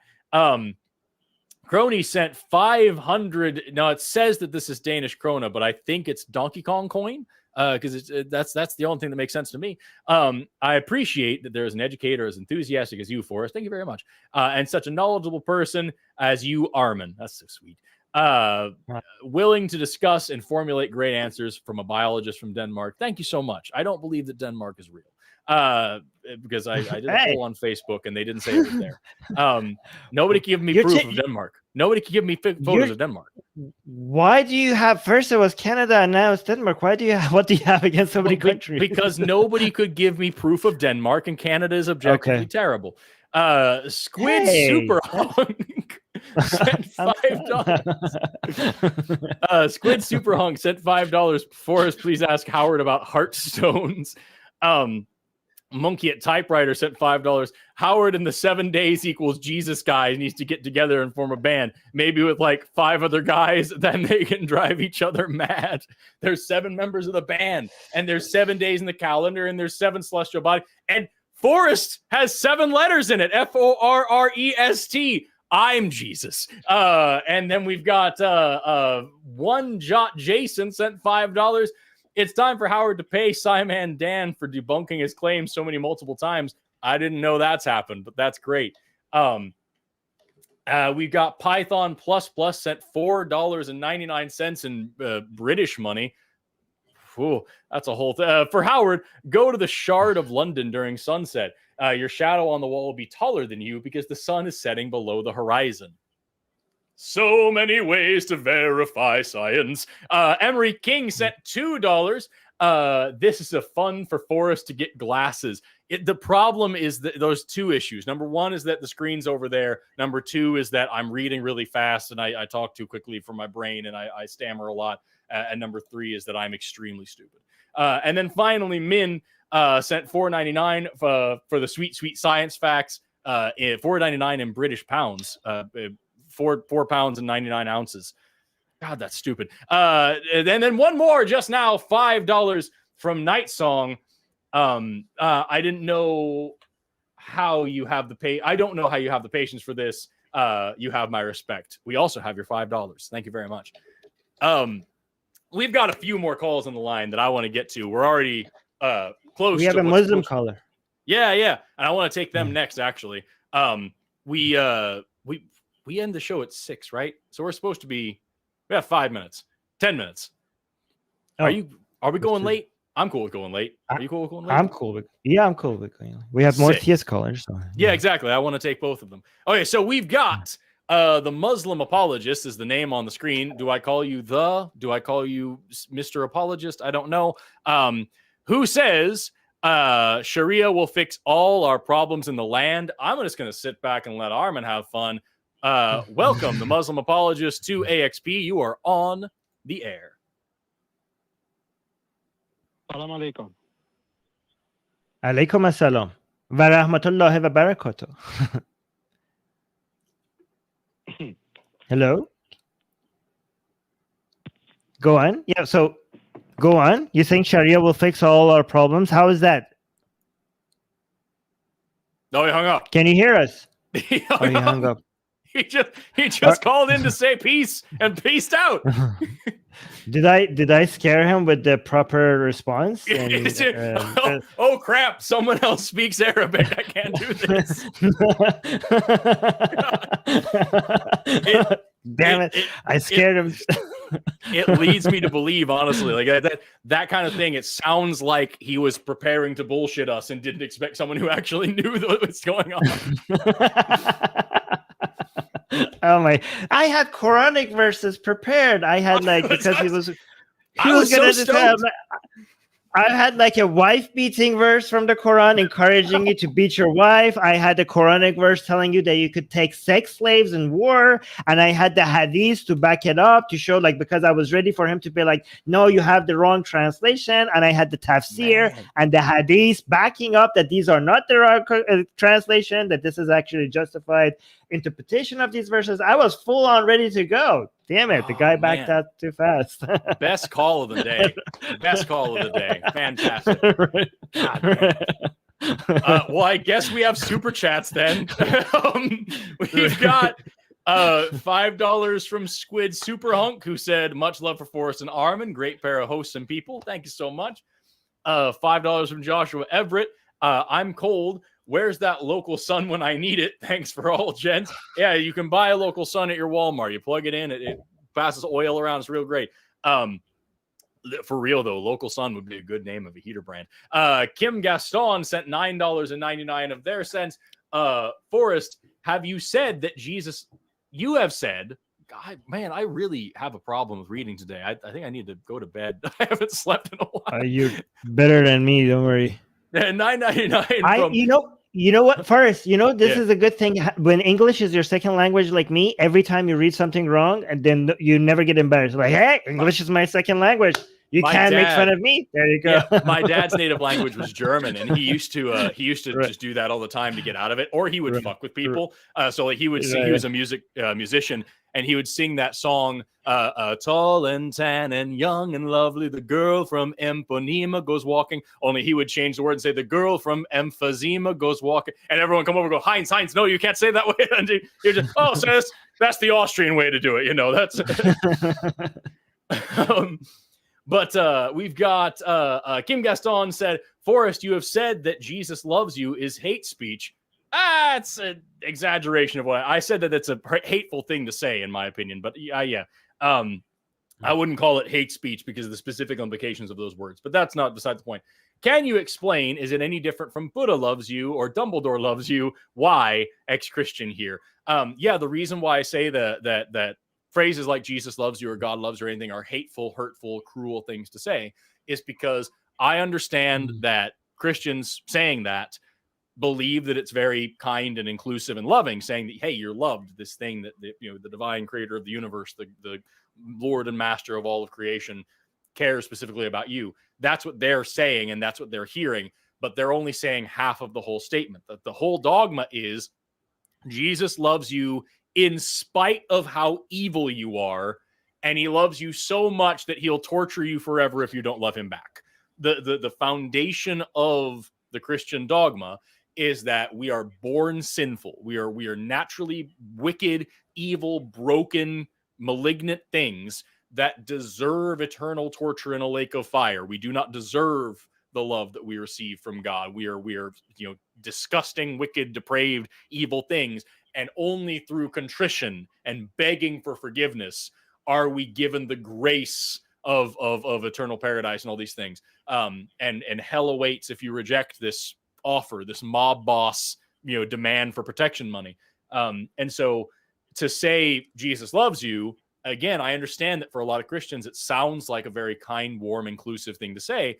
But what I hear is you're a piece of shit and you don't deserve it. But I guess if you beg hard enough, you won't be tortured. It's a threat. It's an insult. It's a sick mockery of love. So I wouldn't call it hate speech because that is something that I think intention has a lot to do with that phrase. It's deliberately being hateful. But it is a hateful thing to say is the way that I see it. I often get that. Maybe I'm wrong, but I often do get that sense that they are trying to be hateful when they say Jesus. Oh, yeah. Is it just me? No, and many times when a Christian tells me Jesus loves you, I feel like they are being hateful, but they're putting it in using language that makes them look like they're the better person and they're being loving while being hateful at the same time. Yeah, I'm giving the benefit of the doubt to say that I understand it's supposed to sound good, but you are absolutely right. There are a lot of Christians out there, and I wouldn't just say Christians, a lot of religious people out there that weaponize that. I noticed that when I talk about how I think that God loves you is a shitty thing to say, there is a marked increase in people coming to my page to say God loves you. And so that's absolutely, it is used in a shitty way a lot of times. And I think in that way, you can say that it is deliberately being hateful for sure. But yeah, that's all. Anyway, yeah, thanks. I think it's proper. I would say the devil loves you more. Would that be a good response? I don't know. Hey, I usually come. Satan loves you. He does. Yeah.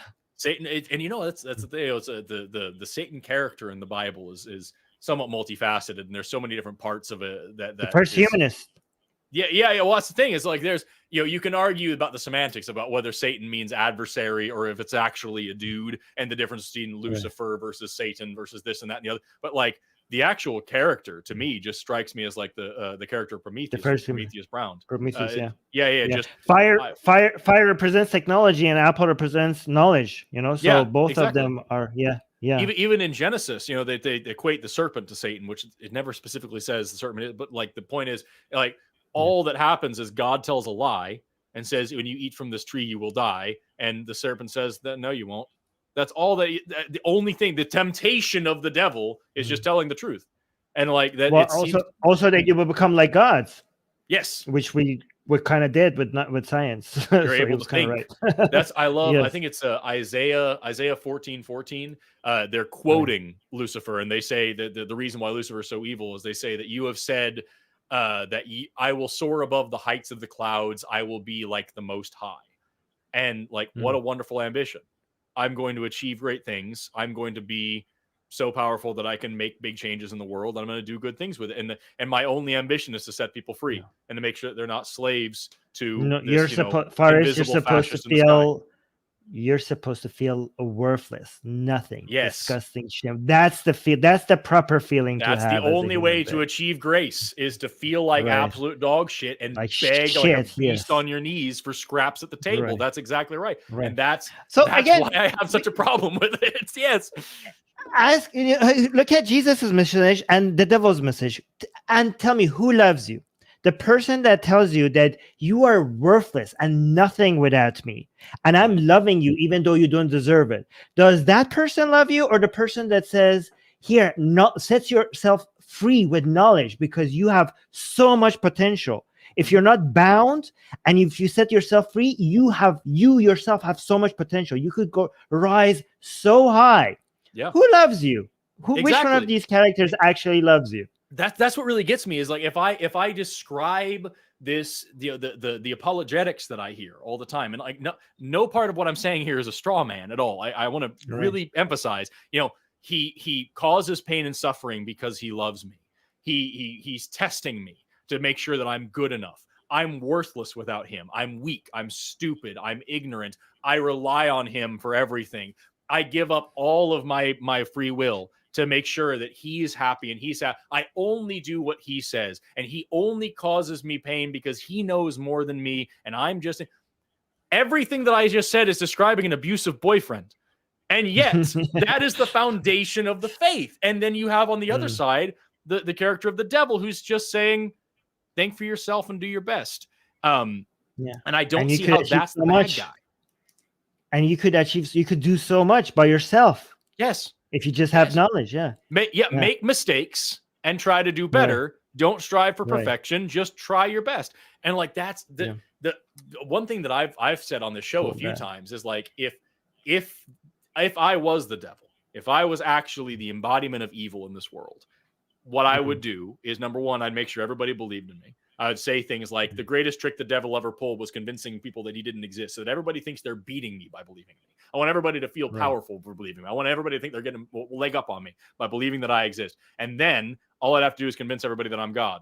And I would do that by putting out a book that condones slavery, homophobia, hatred, genocide, murder, blood sacrifice for divine favor, all these things. And I would say the actual bad guy is the one who wants equality and sexual liberation and individual freedom and egalitarian society, and doesn't want somebody to be in charge ruling over everything. I, as the good guy, want a totalitarian state in which I have complete control over your lives. And that's a good thing. And everybody who says anything else is evil. All these people who want, sexual liberation and equality of sexes and races and genders and everything, and knowledge, all of that, and knowledge, those are the bad guys. Those are the evil guys. Burn them at the stake because they're probably witches. That would be what I would do if I was the devil. I'd put out a shitty ass book. If I was the good guy, I wouldn't engage in the shitty book war. You know what I mean? Oh man. By the way, when you said abusive boyfriend, somebody in the live chat said or girlfriend, which is true. We do have those as well. Truth. Yes. Absolutely. Yeah. Yes, unfortunately, abuse is not a strictly gendered experience, although it is heavily biased. So really quickly, we've got one other theist caller, and then we have a pile of atheist callers. Unfortunately, we're not going to be able to get to all of them, but I want to quickly read the super chat so that we can get to these callers and then end our last thing here. We've got Monkey at Typewriter sent $2. The last caller gave as much evidence as Howard, to be honest. Yeah. Kim Gaston sent $5 saying, no need to read this. Well, I'm doing it anyway. Thank you for answering. See you in the Galapagos. Thank you so much for signing up for that. That's awesome. Sean Isherwood sent £5. Fun fact, we don't yet know whether pi plus e is irrational, where e is Euler's number, despite each being known to be irrational.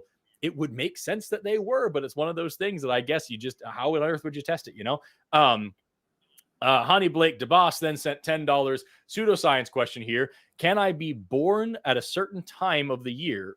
Can being born at a certain time of the year explain horoscope personalities? Some people think that they can use science to explain pagan ideas without magic. The whole thing about horoscopes and astrology and all that is like, how would that work? Is it the light from those stars that's having an influence on you? Because the light from our sun is going to wash that out. Is it the gravity from those things? Because even just the gravity from the earth is going to completely, overshadow that. Is it some force that we don't know of that we can't explain? Okay, maybe, but until you have evidence for that, you shouldn't believe it. And like the most important question is, does astrology have a consistent history of making accurate predictions? Or does it just say feel good shit that you believe when it makes sense and you ignore when it doesn't? Forrest, when I have magic on my side, I don't have to explain shit. You know what though? I can help for people who like astrology. I can help with it. Armin, do you know your star sign? No, the goat mermaid one. What is that one called? Capricorn. I Yeah, think. that one. Okay. Yes. So let's look up the horoscope for Capricorn today, and you tell me if it makes sense to you. Okay. There we go. So here's today's Capricorn horoscope. It says, catch up with a happy personal and professional life today. Financial prosperity permits smart investments, and your health is also good throughout the day. Does that make any sense to you? We're having a happy personal and professional life at this moment. We're catching up. You and I talked for a while before the show. The first part doesn't make sense. Is the second part saying that I was healthy throughout today? Is that what the second part is? Okay, yeah, I was healthy throughout today. Yeah. But I think, most people. Let's check this one. This is horoscope.com. And it says, a close relative may be ill or troubled. And you may worry a bit about them today because of a lack of communication. Is that? And it says, hang in there. No news is good news. Does that mean anything to you? I mean, this one kind of covers itself, because if it's not true, it's telling you, if you haven't heard anything, it's already telling you it's because you're not communicating with them. So it covers this. It covers all possibilities. Does it apply? Does it apply to your life at all? No, but it covers itself. If I say it doesn't apply to my life, it tells you it's because you're not communicating with them. So it knows how to cover its tracks. Yeah. I also want to point out, both of those horoscopes were for Taurus, not for Capricorn, and they both made exactly as much sense for you. The one was self-fulfilling, and the other one just said you'll be healthy and you'll catch up with people. They both mattered exactly as much. It's so stupid. It's just forces that hasn't been discovered yet by science. Science doesn't know everything for us. How arrogant do you have to be able to explain everything? Exactly. Both of those made sense for me. And I'm not a Taurus either. Oh, really? Well, yeah, both of those applied perfectly to me. I'm not a Taurus. Oh my gosh. What a weird thing. We've got by the way, this is exactly how Quranic verses also work. Like, if you're vague enough, then you could just find, like, it kind of seems right, but not quite. But if you believe, then it seems like it is really relevant, really related to something that you're trying to make it relevant, but maybe not. So just the vagueness. So a lot of people are saying, like, scripture and all these things that you just read, or any other books that are supposed to be predicting the future. That's the trick. Just be a little bit vague, and by vagueness, you will be able to just connect the dots as you wish. Easily. Right. The whole thing, like, I don't know, man. It's like in the Bible, but the amount of people who tell me that the Bible prophecies are coming true because there's wars and rumors of wars. Oh, yeah, when hasn't that been the case over the past 2,000 years? I don't remember. This is quite new. This is squad. We've got one more theist caller, and then I want to do one more atheist caller if we can. We'll squeeze one in, but we'll take this guy first. This is Xavier, calls in from Ohio, pronouns he, him. Doesn't know why he can feel the presence of God, even if he doesn't logically believe it. Xavier, you are on AXB. How are you doing? Good question. Hi, I'm doing good. So please explain what exactly it is you're talking about here. What feelings are you talking about? Like, what do you want in verification on? Yeah, so for sure. So basically, I was born and raised Catholic, right? And pretty much my whole life, I've never really exactly logically believed in it. Like, I look at the evidence, it's like there's no evidence for God, right? But when I'm at church, or like Catholics, we have this thing called confession, where it's like you confess your sins and you get forgiven, right? You go through that and you come out and you feel like this overwhelming presence of like, oh, I feel like I'm, my soul's cleansed. Or when you're in church, you feel it. It's like you feel this presence of God. And I'm just wondering if the logical side of my brain is saying, hey, this isn't, you're probably just being susceptible to some kind of psychological thing. Why is it still such a strong feeling? And I feel like that's kind of like the last string of my theism. Can I ask you a question? Are you aware that the brain is capable of feeling presence of entities that are not there? you know that that's the case? Do you know that that's the case, or do you not know that that's the case? Yeah, I'm aware of it. I guess I'm a Okay. bit susceptible to the kind of thing. It's hard to dismiss it when it's such a strong feeling, I guess. Yeah, I mean, but given that you know that the brain is capable of feeling a sense of strong presence of something that is not there, I don't even need to answer the question. You answer the question. What do you think is the most possible answer here? What's happening here? Yeah, I guess the most likely answer is that my brain's probably just tricking itself. There you go. We didn't even need to answer. You just figured it out. So Forrest, we didn't even need to do anything here. And that's the whole thing is like it's you understand that it's easy to come up with these things, and also it's important to remember that like if you grew up Catholic, it's very likely that you're going to default back to those heuristics when in a point of confusion. It's what's comfortable for your brain, even if it's scary. That's one of the reasons why we give for like religions existing in the first place is what's called terror management theory. The idea that there's a God reigning over everything, even the idea of like a cabal of lizard people that run the world in some shadow government that hides all the Bigfoot fossils. All of those things are less scary than saying there's nothing in control and shit's kind of just random and I could die tomorrow from a brain aneurysm and it doesn't mean anything and we're just on a rock floating in space and nobody's behind the wheel. There is no wheel. Like that's way scarier and way more difficult to deal with than saying, oh, it's okay because God did the thing and there's magic. Like Armin was saying a minute ago, I don't have to explain anything. I have magic on my side. And so like, yeah, it's not only are you capable of, when we talk about things like hallucination, it doesn't mean you're tripping on acid, seeing aliens come out of the walls. You're making yourself believe a thing that you don't actually have a good reason to believe because it's more comfortable to believe it. And because it's what you were taught to believe as a child. And that is a extremely, extremely common experience for people deconstructing from their religions. So you are in good company. And Forrest, correct me if I'm wrong. Also, biologically, it makes evolutionary sense for us sometimes to feel a sense of presence, even if there's nothing there, and that's why sometimes our brain False positives are a good. Yeah, positives are good for evolution because if you hear a rustling in the bush and you assume that it's a tiger when it's actually the wind, worst case scenario, you ran a little more than you needed to.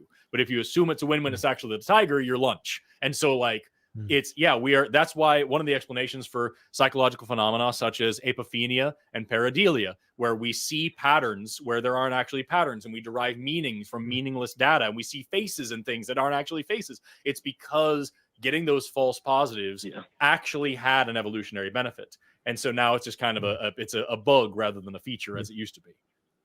Does it bother you, these feelings of presence? Does it bother you, or do you mind it, or you enjoy it? What is it? Well, to be honest, I kind of don't enjoy it. I guess that's kind of the biggest reason why I was wondering why I was so confused by it, because I was like, why would I be doing this if I didn't enjoy it? And do you mind if I actually ask something real quick? Yeah, by all means. Go ahead. Yeah. I know you're a long time. So basically, like, obviously I've asked this question to like, my priest and all that. And they've basically said that maybe the reason that, like, because I knew about the whole psychological thing, they said basically maybe the reason you're telling yourself that is because you don't want to just accept that it's, God or something, right? Maybe there's like some kind of sin or something you're stuck in. And I guess that's kind of the reason I wanted to call in, because it's like I wanted a second opinion, I guess, right? Because they're basically saying that my own senses are unreliable. And I agree with that. My offenses are unreliable. Yeah, they are. And that's so there's one of the first things when you're pursuing a degree in science is how do you say? The first thing you start to learn about is logical fallacies. And the first one that you should learn about is what's called naive realism, which is the idea that you can discern everything you need about the universe from just your basic five senses. And that's obviously not true. We wouldn't need things like infrared cameras and X-ray cameras and whatnot if that was true, right? So that's a part of the endeavor of science, is developing instruments that allow us to see and hear and touch and interact with things that we normally wouldn't be able to perceive. But it sounds a lot like, the caller a little while ago who said that we're ignoring empirical evidence because we want to, just believe what we want to believe. I could say the exact same thing to a religious person, and it means nothing just to say it. Then it means the same amount of nothing to just say it. One of us actually has evidence on our side, and one of us has the scientific method on our side, and one of us has an actual reason to believe what we're saying, rather than just fear of something, some boogeyman that is going to torture us after we die. So here's the thing. So obviously we are biased. Me and Forrest are biased. We're atheists, right? We're atheist activists, I would say. I don't know if Forrest would say that, but and your priest is also biased, right? So you don't trust me or Forrest. Don't trust your priest. Okay, just go and look at the record of empirical evidence and the record of feelings, and just figure out which one is a good way to figure out which one's more a better way to find out what's true in the world. Exactly. Yes. Love that. Right. Anyway, we're going to jump on to the next call. Xavier, is there anything else you had for us before we do? I guess I'll just thank you, Forrest, for your Light of Evolution series. It really helped me a lot during high school. So, well, thank you so much. That means a lot. So thank you. And of course, thank you to both of you for having me on. I appreciate it. Right on. Well, Thanks for calling in, dude. Bye-bye. Yep. All right. Let's crank out these super chats, and then we will do the last call. We've got Flip Dude. Here we go. Mahalia Laga sent in $5. Allele ballet, a genomic trance, life symphonies in a genetic dance. Alleles entwine, a code so fine, in every cell their story align. Hashtag Forest Coin. That's not on this channel. That's on the Line channel that you do Forest Coin. How dare you? Love the poem, though. Lee McDonald sent $5. Jesus said to love others as you love yourself. So does that mean that you should give handjobs to everyone? I mean, it's only fair. Amalia Adler sent $19.99 to say, I'm about 15 minutes behind on the live video, thanks to my kids, but I love you both as hosts. As a former 7-day Adventist, I was soaking up as much ACA content as possible. So to all you in the future, cheers. You're 15 minutes behind on the video, so in 15 minutes when you see this, poop salad.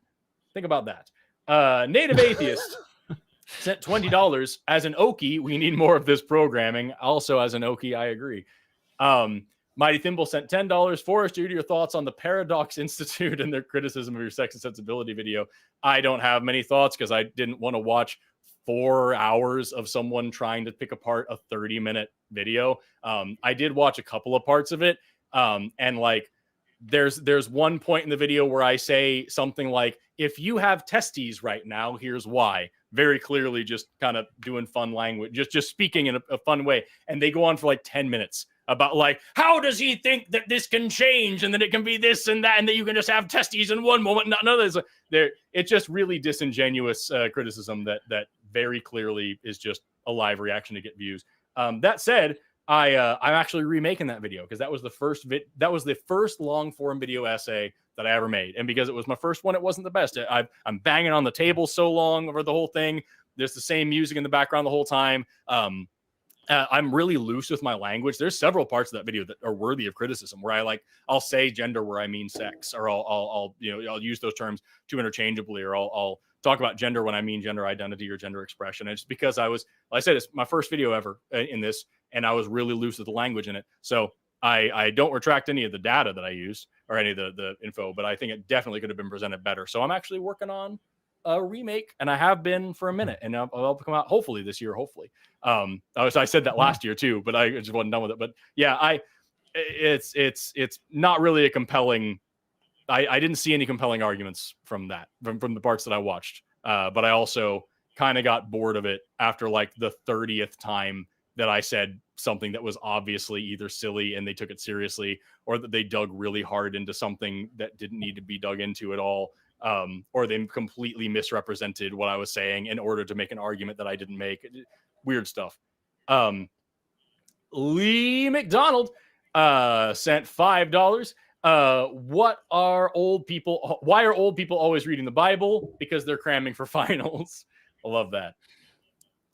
What do you call a book club that's been stuck on the same book for way too long?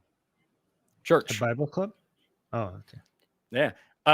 That's just dumb dad jokes, y'all. Okay, we've got, and speaking of gender and sex and sexual orientation and gender identity and all these different things, I want to take this one call really quickly.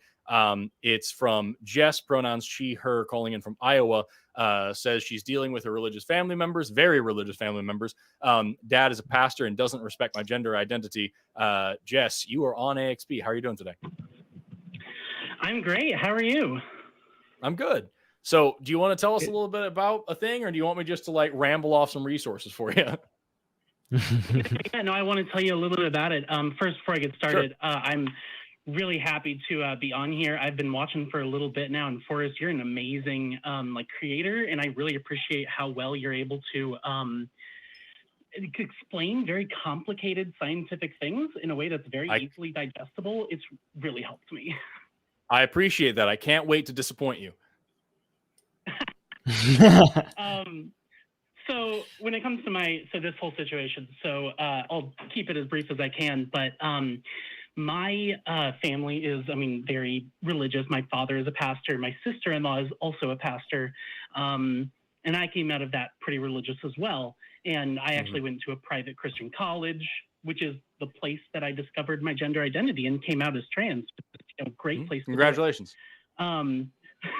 Yeah, that was about 6 years ago now. And I came out to them right about that same time. So it's been about 6 years.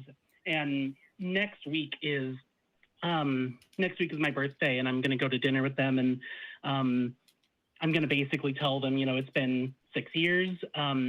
I need you to be able to call me your daughter. Otherwise, I'm not going to really be a part of this anymore. Yeah. And that, I've been preparing for a while, but part of me feels a little dishonest having this ultimatum come up without also saying there are some things you don't know about me. For example, I'm an anti-theist, and I think that God is harmful. Not in those words, but I'm just kind of wondering what your thoughts are on how to approach this in a way that's going to be, the best way to handle it without trying to be confrontational. Yeah, so I would say, first of all, there's absolutely nothing wrong with setting boundaries, especially when those boundaries, from what I'm understanding, the boundary that you're laying down is respect who I am as a person or don't talk to me. I feel like that's a boundary that any reasonable person would set and should be applauded for setting. So for you to say, I understand that's a tough situation because this is your family, but I don't think you have anything to feel bad about by saying hey, I need you to use my pronouns and I need you to respect my identity. Otherwise, there's not really a reason for me to want to be around you very much. And I think that's a fine thing to say. You can even continue to say, I love you very much. It hurts me that you don't want to give me the same respect that I give you, but my mental health is more important to me than this relationship because I have to live with me more than I have to live with you. And so as important as my relationship with this family member is, I have to survive in this world. And I can't do that if someone that I love very much is trashing on me and making me feel like less of a person. So that's kind of where I'm at. You know what I mean? I don't think that's an unreasonable demand or an unreasonable boundary to set. As far as how to broach the conversation, there's something that I can and can't say. I don't really have a big family.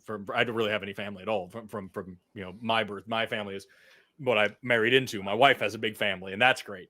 But I don't have a tremendous amount of experience with that sort of thing to speak to. But what I can say is that number one, you have science on your side, and I'm going to prove that here in a minute. I'm going to read some stuff that I think is pretty important. And number two, I think just to say, hey, the times they are a changing, and things are very different now than they were in the 1940s. The same Christian pastors that once denounced interracial marriage are now probably much more cool with that. A lot of Christian churches and whatnot are a lot more accepting and I use that word accepting with a big grain of salt, of homosexual couples. And now we come upon the issue of trans people existing as well, and needing some human rights on the same, and in some respect on the same level. So this is just the next issue that will pass. And I guarantee in 20 years, when the donations go down enough, they will come out with all sorts of things about how the Bible is accepting of trans people and God loves you too. And then they'll find somebody else to pick on and exclude. That's been kind of the ballad of Christianity, especially over the last century. And I'll even put here, the Human Rights Campaign is probably the most recognizable and arguably one of the most influential LGBT plus advocacy organizations in America, if not the world. And here I'm going to link their page in the chat here for everybody to see, what does the Bible say about transgender people. This is written from a perspective of somebody who believes it. And they talk about how like God loves everybody and how if you believe in this, you must believe in that as well. And I'm not going to sit here and read this whole thing, but like, I trust them to do it better than I would in terms of like being an advocacy organization. So check that out. And maybe that'll be something that'll get through to your religious family members. Jess? Oh yeah, go ahead. Oh, do you also want to hear my thoughts on this, or did you just want I to? do. Absolutely, I do. Yeah. Oh, okay. So do you mind if I ask you some questions and you tell me if I don't know if my questions are going to be stuff that you want to answer or not. So if I ask anything that is uncomfortable, is that okay? You could just tell me that you don't want to answer them. Is that okay? Yeah, feel free. Okay. So I'm just not gonna assume anything. So the reason why I'm asking is because I don't want to make any assumptions, right? So do you enjoy spending time with your family? Is that something you want? Well enough. Yes. When I'm able to Okay. feel more comfortable. Lately, it's been a little more like, I have to put on a little bit of a show to be around them, and I don't enjoy that. And that's part of what I'm trying to cease. Right. But you prefer if it was possible to be with them. If they didn't make you uncomfortable, you would prefer to be able to keep hanging out with them, correct? Yeah. Yes. Okay. So, and you also prefer for them to accept your gender identity. That's obviously something you prefer, right? You just already said that, so I don't need to make that assumption, right? And then the third one, do you also care much about them accepting? You mentioned being anti-theist. Is that something that is part of this whole? Okay. Do you want them to accept you for that as well? Yeah, I mean, it's connected. It's kind of more along the lines of like, I don't really want to like have to be the only person in the room keeping my mouth shut, about things when they start talking about religion, or, like when my mom invites me to Christmas Eve service and it's like, yeah, no, I really don't want to go. Like, I'm not interested. Right. And Got it's it. more like, I'd love to be on the lines of just accept that this is going to be something that I believe, and I'm not going to push you on it, and you're not going to push me on it, and we can all get along. I see. Okay. So let's say the first one, number one, the fact that you rather be able to keep spending time with them accepting your gender identity, number two, and number three, them not like bothering you with the fact that you're not religious or you're anti-theist. This is number three, right? So this is 1, 2, and 3. Yeah. How do you prioritize this? Like, which one is the most important? Like number one is more important to you, or number 2 or number 3? Like, what's the order here? Go 2, 1, 3.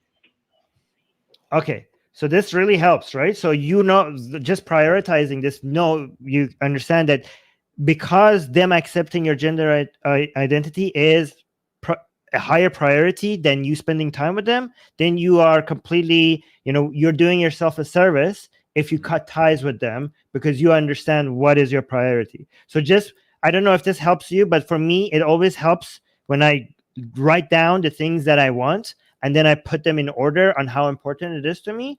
And that's how I make my decisions. And another thing I do that sometimes helps me, I'm not saying it will help you, I'm just telling you my experience just in case, is when I put in order the things that are important to me, then I make 2 other lists right next to each one of them. These are the things I want. Number 1, number 2, number 3. What are the things I'm willing to do for each one of them? So I want to spend time with them. What are the things I'm willing to do for it? I want them to accept my gender identity. What are the things that I'm willing? I make a list of the things that I'm willing to do for that goal. And the last one, I also make a list of that. And then I'll make another list. What are the things that I'm not willing to do? So, for example, I want to spend time with my family. I would like that. But these are the things that I'm not willing to do to achieve that, right?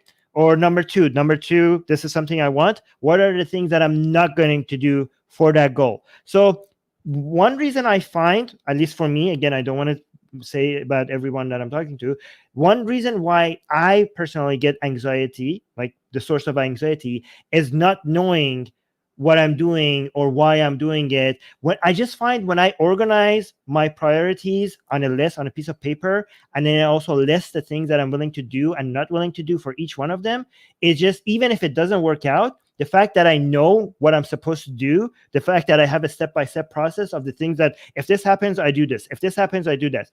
I just know that I'm doing the right thing. I have a method, I have a process, and whatever the results are, I know I had a good methodology and I did the right thing. So come what may, whatever the results are. And that just reduces my anxiety significantly. I don't know if this helps or not, but it does help me a lot. Yeah, it kind of sounds like approaching it in the same way, like if you're trying to buy a new laptop and you're saying, here's the prices I'm willing to go for, here's what would not be I'm willing to go for. You're kind of analyzing it a little economically. Yeah, absolutely. Right.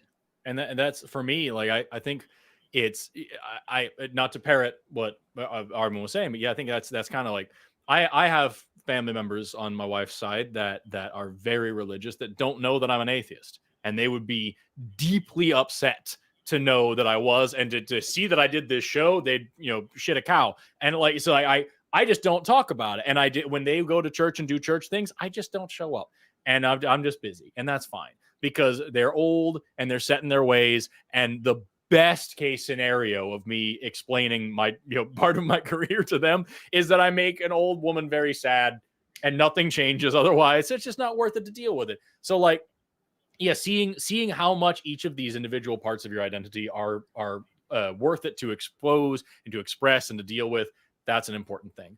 I would also say that, like, for me, I would approach this conversation as saying, like, it's a matter of respect and it's a matter of love.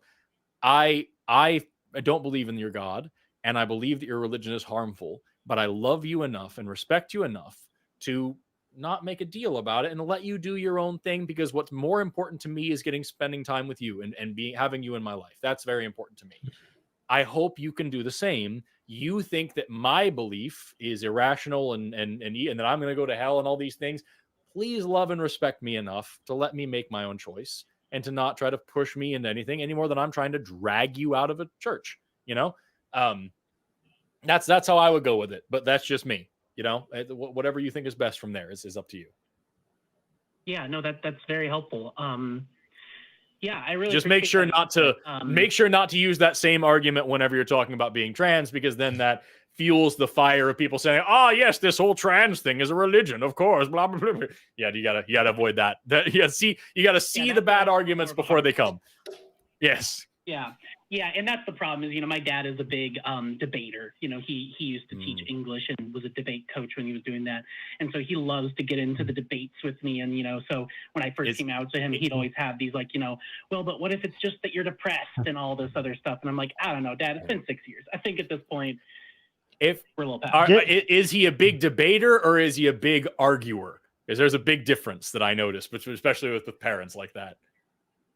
I think he likes to debate people he's on the same level with, but he doesn't view me at the same level. Of course. Jess, I don't know if this will help or not, but if it was me, I would ask him this, because it's fun to. I mean, it's not fun, but you could go the debating route and just proving him wrong route.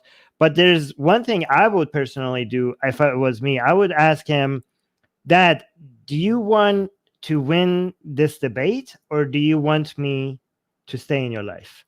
That's what it comes down to. That's really good. That's really good. That's a good one. Yeah. That's really good. Well, that's awesome. why we hire you. That's why we pay you the big bucks, Armin. Volunteer big time. Yes. We'll double what you're being paid for this show. Get you a Oh, nice 2 times bonus there. Exactly. Well, thanks so much, guys, for talking to me. I really appreciate this. I was really hoping to get through and do this before I had this talk. So this means a lot to me, and I'm going to probably re-listen to this about 5 times this week. And yeah, just thanks for everything you guys do. I'm going to continue to keep watching ACA content and enjoy what you guys do. So thanks a lot. That's thank the you for end. calling. If you think trans rights are human rights, make sure to smash that subscribe button, hit the bell, and like the video. Thank you so much for calling in. Seriously, we really appreciate it. Exactly. Thanks so much, Jess, for calling in. Before we move on to the last part of the show, like I said during the call, you got to see the bad arguments before they come. Every single time we talk about trans, non-binary, intersex, or anything like that, we get a million people like, oh, I thought this show was about atheism. I thought it was about science. We talk about science all the time. We talk about evolution. We talk about the Big Bang. We talk about all these things all the time. This is another part of it. And for everybody who's going to get into an argument in the audience, if you've watched this show with me on it, you've heard me say these things a million times. You can just pick up any basic biology book. This is my genetics textbook from my undergrad. And here we have in chapter 4, chapter 4.1, sex is determined by a number of different mechanisms. It says right here, gender is not the same as sex. Biological sex refers to the anatomical and physiological phenotype of an individual. Gender is a category assigned by an individual or others based on behavior and cultural practices. One's gender need not coincide with one's biological sex. That is basic biology. You can look to anthropology. Here is an undergraduate anthropology textbook. Bioanthropology is the scientific study of humans as an animal, the biology of humans. Many anthropologists did significant research in the 20th century, argued that culturally shaped gender roles considered appropriate for males or females in a given society could not be reduced to or predicted by biological sex of an individual, whether determined by anatomy, physiology, or chromosomes. Today, anthropologists, along with others, call into question the assumption that human beings come in 2 and only 2 biological sexes, and that gender roles are built on those 2 sexes. And it goes on from there. Again, literally basic stuff. I can pull up here. If I just close this guy and open up this guy, this is loop. Let me go and just switch my screen here really quickly to this display capture. Look at that infinity scroll. Here I've got Introductory Campbell's Biology. This is a concepts and connections book. This is the kind of thing that you give to like freshman level new students, right? And we can go in here into the search and type in transgender and see what loads. Hopefully it won't take too terribly long. My goodness, what a big document for it to search through for this very long. You enjoying this content? Is this what you like? Just watching a little loading screen for a little while? Isn't that cool? There we go. Here we have on this page here, the biochemical, physiological, and anatomical features associated with males and females are turning out to be more complex than previously realized, with many genes involved in their development. We now know that sex is not a binary state with just 2 defined outcomes. Because of the complexity of the genes and proteins involved in sex determination, many variations exist. Some individuals are born with intermediate sexual or intersex characteristics, or even with anatomical features that do not match the individual's sense of their own gender, known as transgender individuals. Sex determination is an active area of research that should yield a more sophisticated understanding in years to come. So, and I could go on and on and on with this. You've got, this is one of my favorites that I'm looking at right now that I'm working. I told you I was rewriting this video. Here's Springer. Right here, Springer is, the one of the most well-established and respected authorities on publishing scientific literature. Everything in the Springer book is peer-reviewed. These are used by universities and researchers all over the world. Here's Springer's book on the spectrum of sex, and the beginning of the prologue here, just literally the beginning of the prologue. We're beginning to draw a larger picture of how sex can be understood in the view of individuals and evolution. This picture is beyond the classical view of what sex determinant and sex hormone conserved among organisms initiate, establish, and fix, males or females. Interwoven mechanisms allow for 2 types of sex exchange with graded phenotypes. This manifests as a sex spectrum. This is an active area of research and understanding that's currently going on in biological science. We are learning more and more every day. And it turns out that the paradigms are shifting. And we're learning a little bit of stuff that it turns out a lot of the evidence, to give credit to the flat earth caller, it turns out that we swept some stuff under the rug and we glossed over some stuff. And now we're going back and relearning some stuff, and it's turning out that's a little bit more complicated and interesting than we initially recognized. And this is actually literally basic biology. So way too many people conflate trans and intersex people together. They're different groups. Lots of people try to cram people down into two boxes where they don't belong. And I'm sorry, but you simply can't convince me or like lots of other biologists that 8 billion people are only two things in any, no matter what two things you pick. So this is just for if you're a trans or intersex person watching this and you want some community, you found it. And you don't have to be an atheist to feel accepted. It's just like, acceptance and tolerance and love and human rights need not be a religious issue. And it also doesn't need to be something that, like, even if we didn't have these resources, even if science wasn't caught up on this, like, it's ridiculous to say that I'm going to respect someone less because I don't have an understanding of the science of their existence. This is not a reasonable position to take. Human rights come first. Respect comes first. Kindness and compassion come first. It just so happens that the science is there to back it up. So to Jess, who just called in, I hope some of this helps you, and I hope that source from the Human Rights Campaign helps you. I would also encourage you to use this one here from the World Health Organization's page on gender and health. There's another one that I've read on the show before. Here, I'm going to put this in the chat as well. This is from the World Health Organization.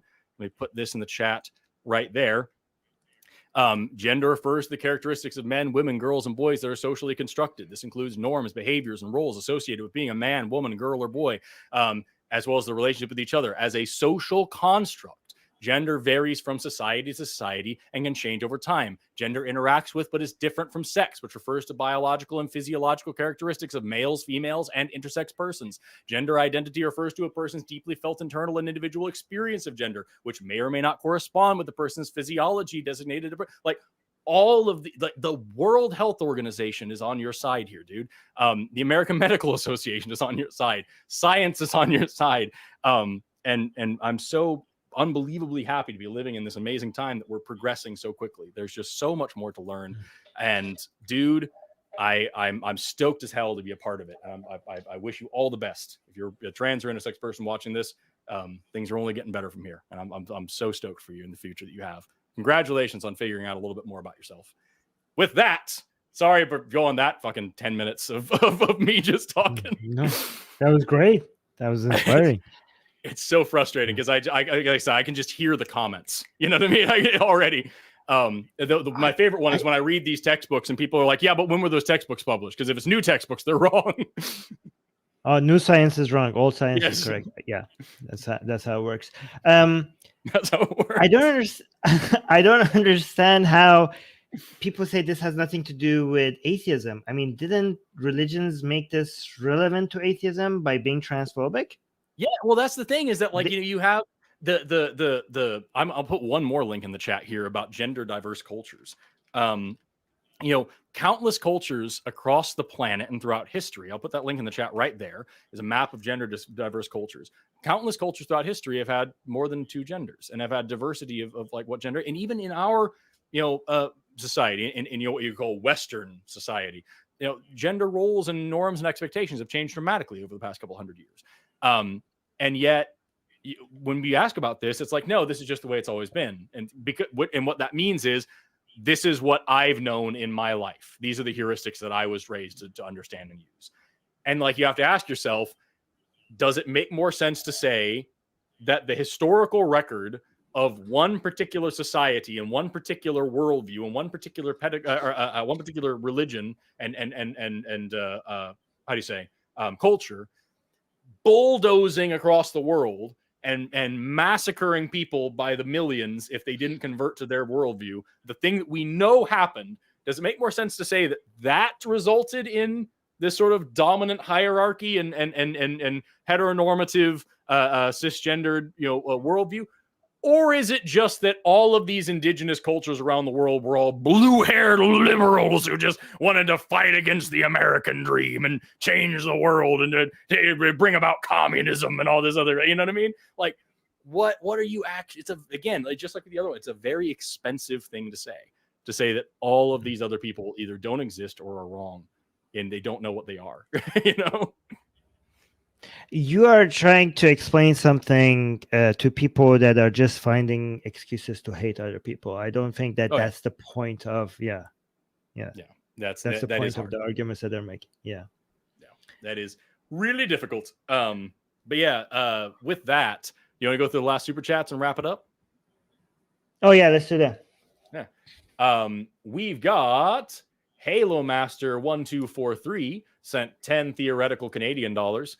If God is omnipresent and he's also in heaven, would that not mean that everybody that will and ever has been in heaven will already be there and get there?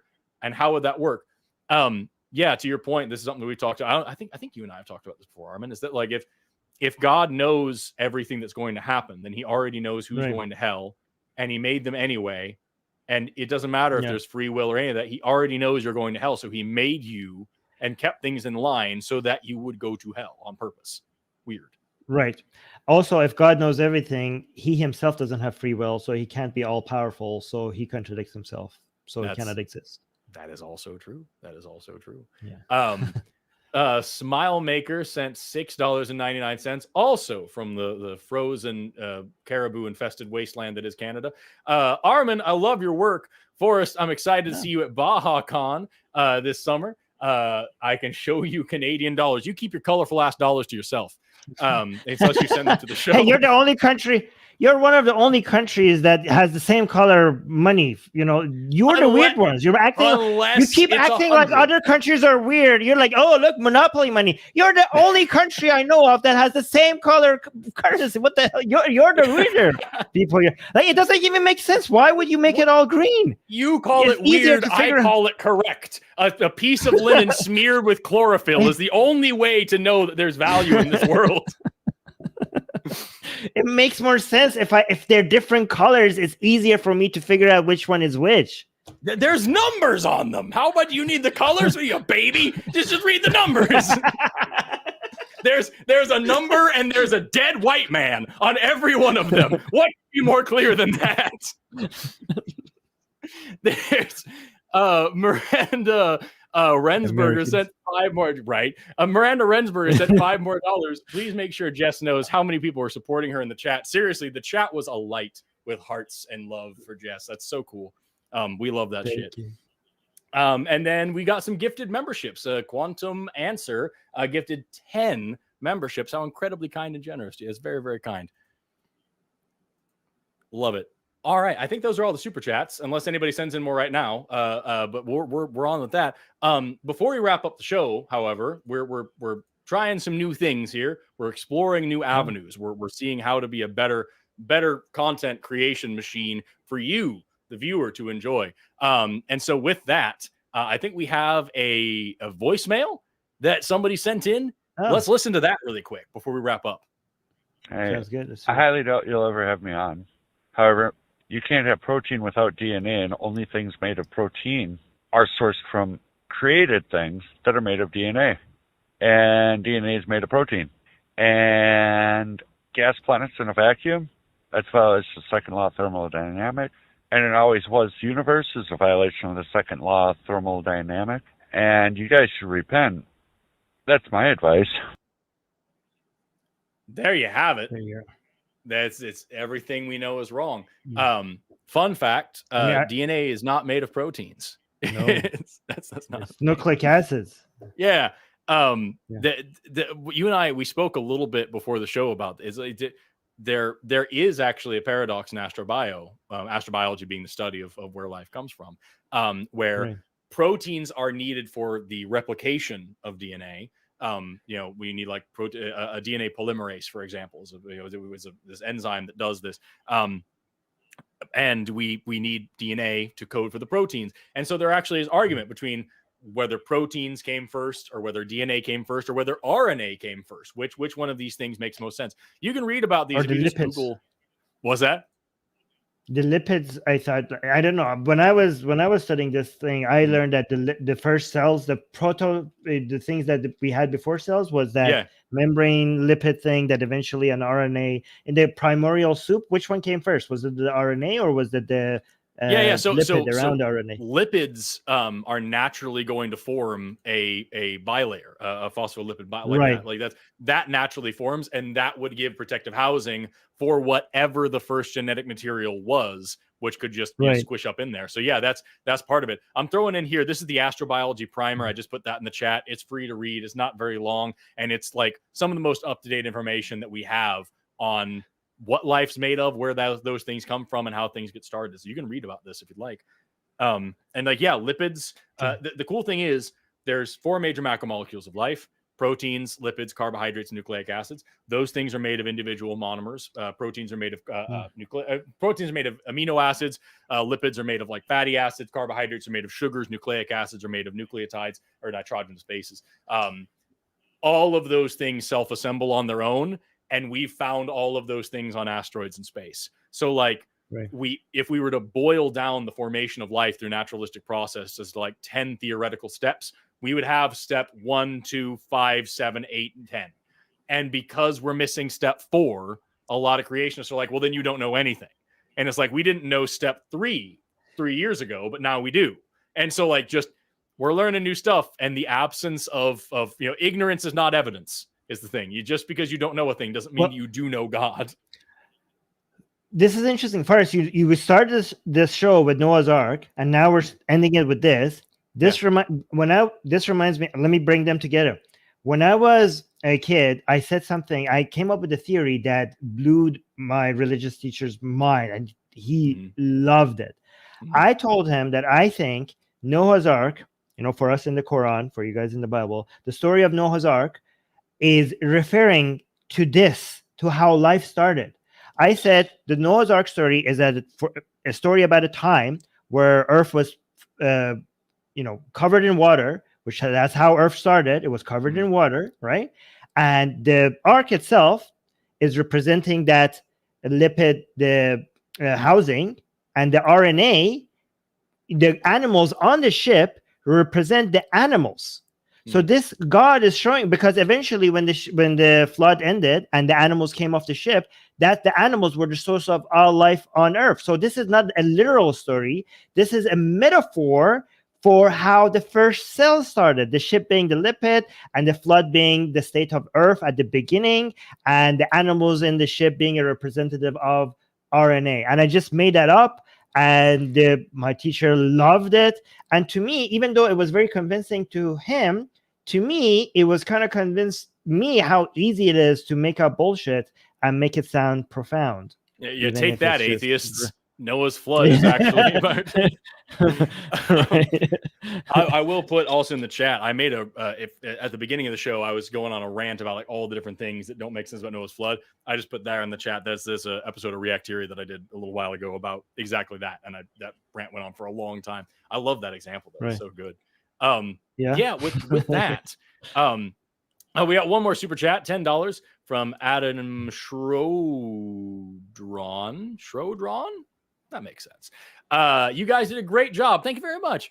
I love to keep finding resources I can spread online to make science more accessible. I'm a frequent meme poster, and I like arguing. Your show is amazing. Yeah, that pretty much summarizes all the hosts of the show. Meme posters that like arguing. With that, this has been a fascinating and super fun show. We are like an hour over time though, so I think we gotta end it. But Armin, you're friggin' great to work with. I love hosting with you. We should do it anytime. Oh, thank you. Yes, thank you. I appreciate that. You too, obviously. Yeah, I look for whenever I know that I'm going to be matched with you. Thank you very much. I'd like to remind everybody, first of all, that the prompt for this week is what's something that God did that was unhinged. Get your answer down in the comments, and they might just read them on the next episode. Whoever the other hosts are that aren't as cool as the two of us, they might read it. And then we've got I think those are the only like super announcements that we've got going on. Support us on Patreon, become a channel member if you want, buy some merch if you like. If you don't want to spend any money, just hit that subscribe button. Please also find Armin and my hit the like button. Well, that actually does help algorithmically. Find Armin and my channel out there and or whatever other places we are and support us as well. Oh, if you yeah. don't mind. It'd be really cool. My- Thank you. What's that? My channel. Don't search for Armin Navabi. Search for Atheist Republic. That's my There you channel. go. Atheist Sick. Republic. Yes. And you can find all my biz on valkailabs.com. Go to thank you so much to the crew for being the crew. Can we get the crew cam up really quick? Can we show them? Is that a thing that we can do today? No, yeah. Super nice. Thank you so much for those guys for making the show reality. Thank you so much for our call screeners for making sure that we don't get crazy people on the lines. Thank you so much to our mods for making sure that our chat is always moderated and safe and happy and fun for everybody. Thank you so much to you for watching and being a part of the show. We wouldn't have a show if you didn't watch it. So thanks so much for being here. And with that, we're going to go ahead and end. So have an awesome rest of your day and never stop learning. Bye-bye. What will it take for you to start opening your eyes, to start questioning the bullshit everyone around you buys? You think it's any of your business what goes on between my thighs? I wonder when we'll be rid of your lies.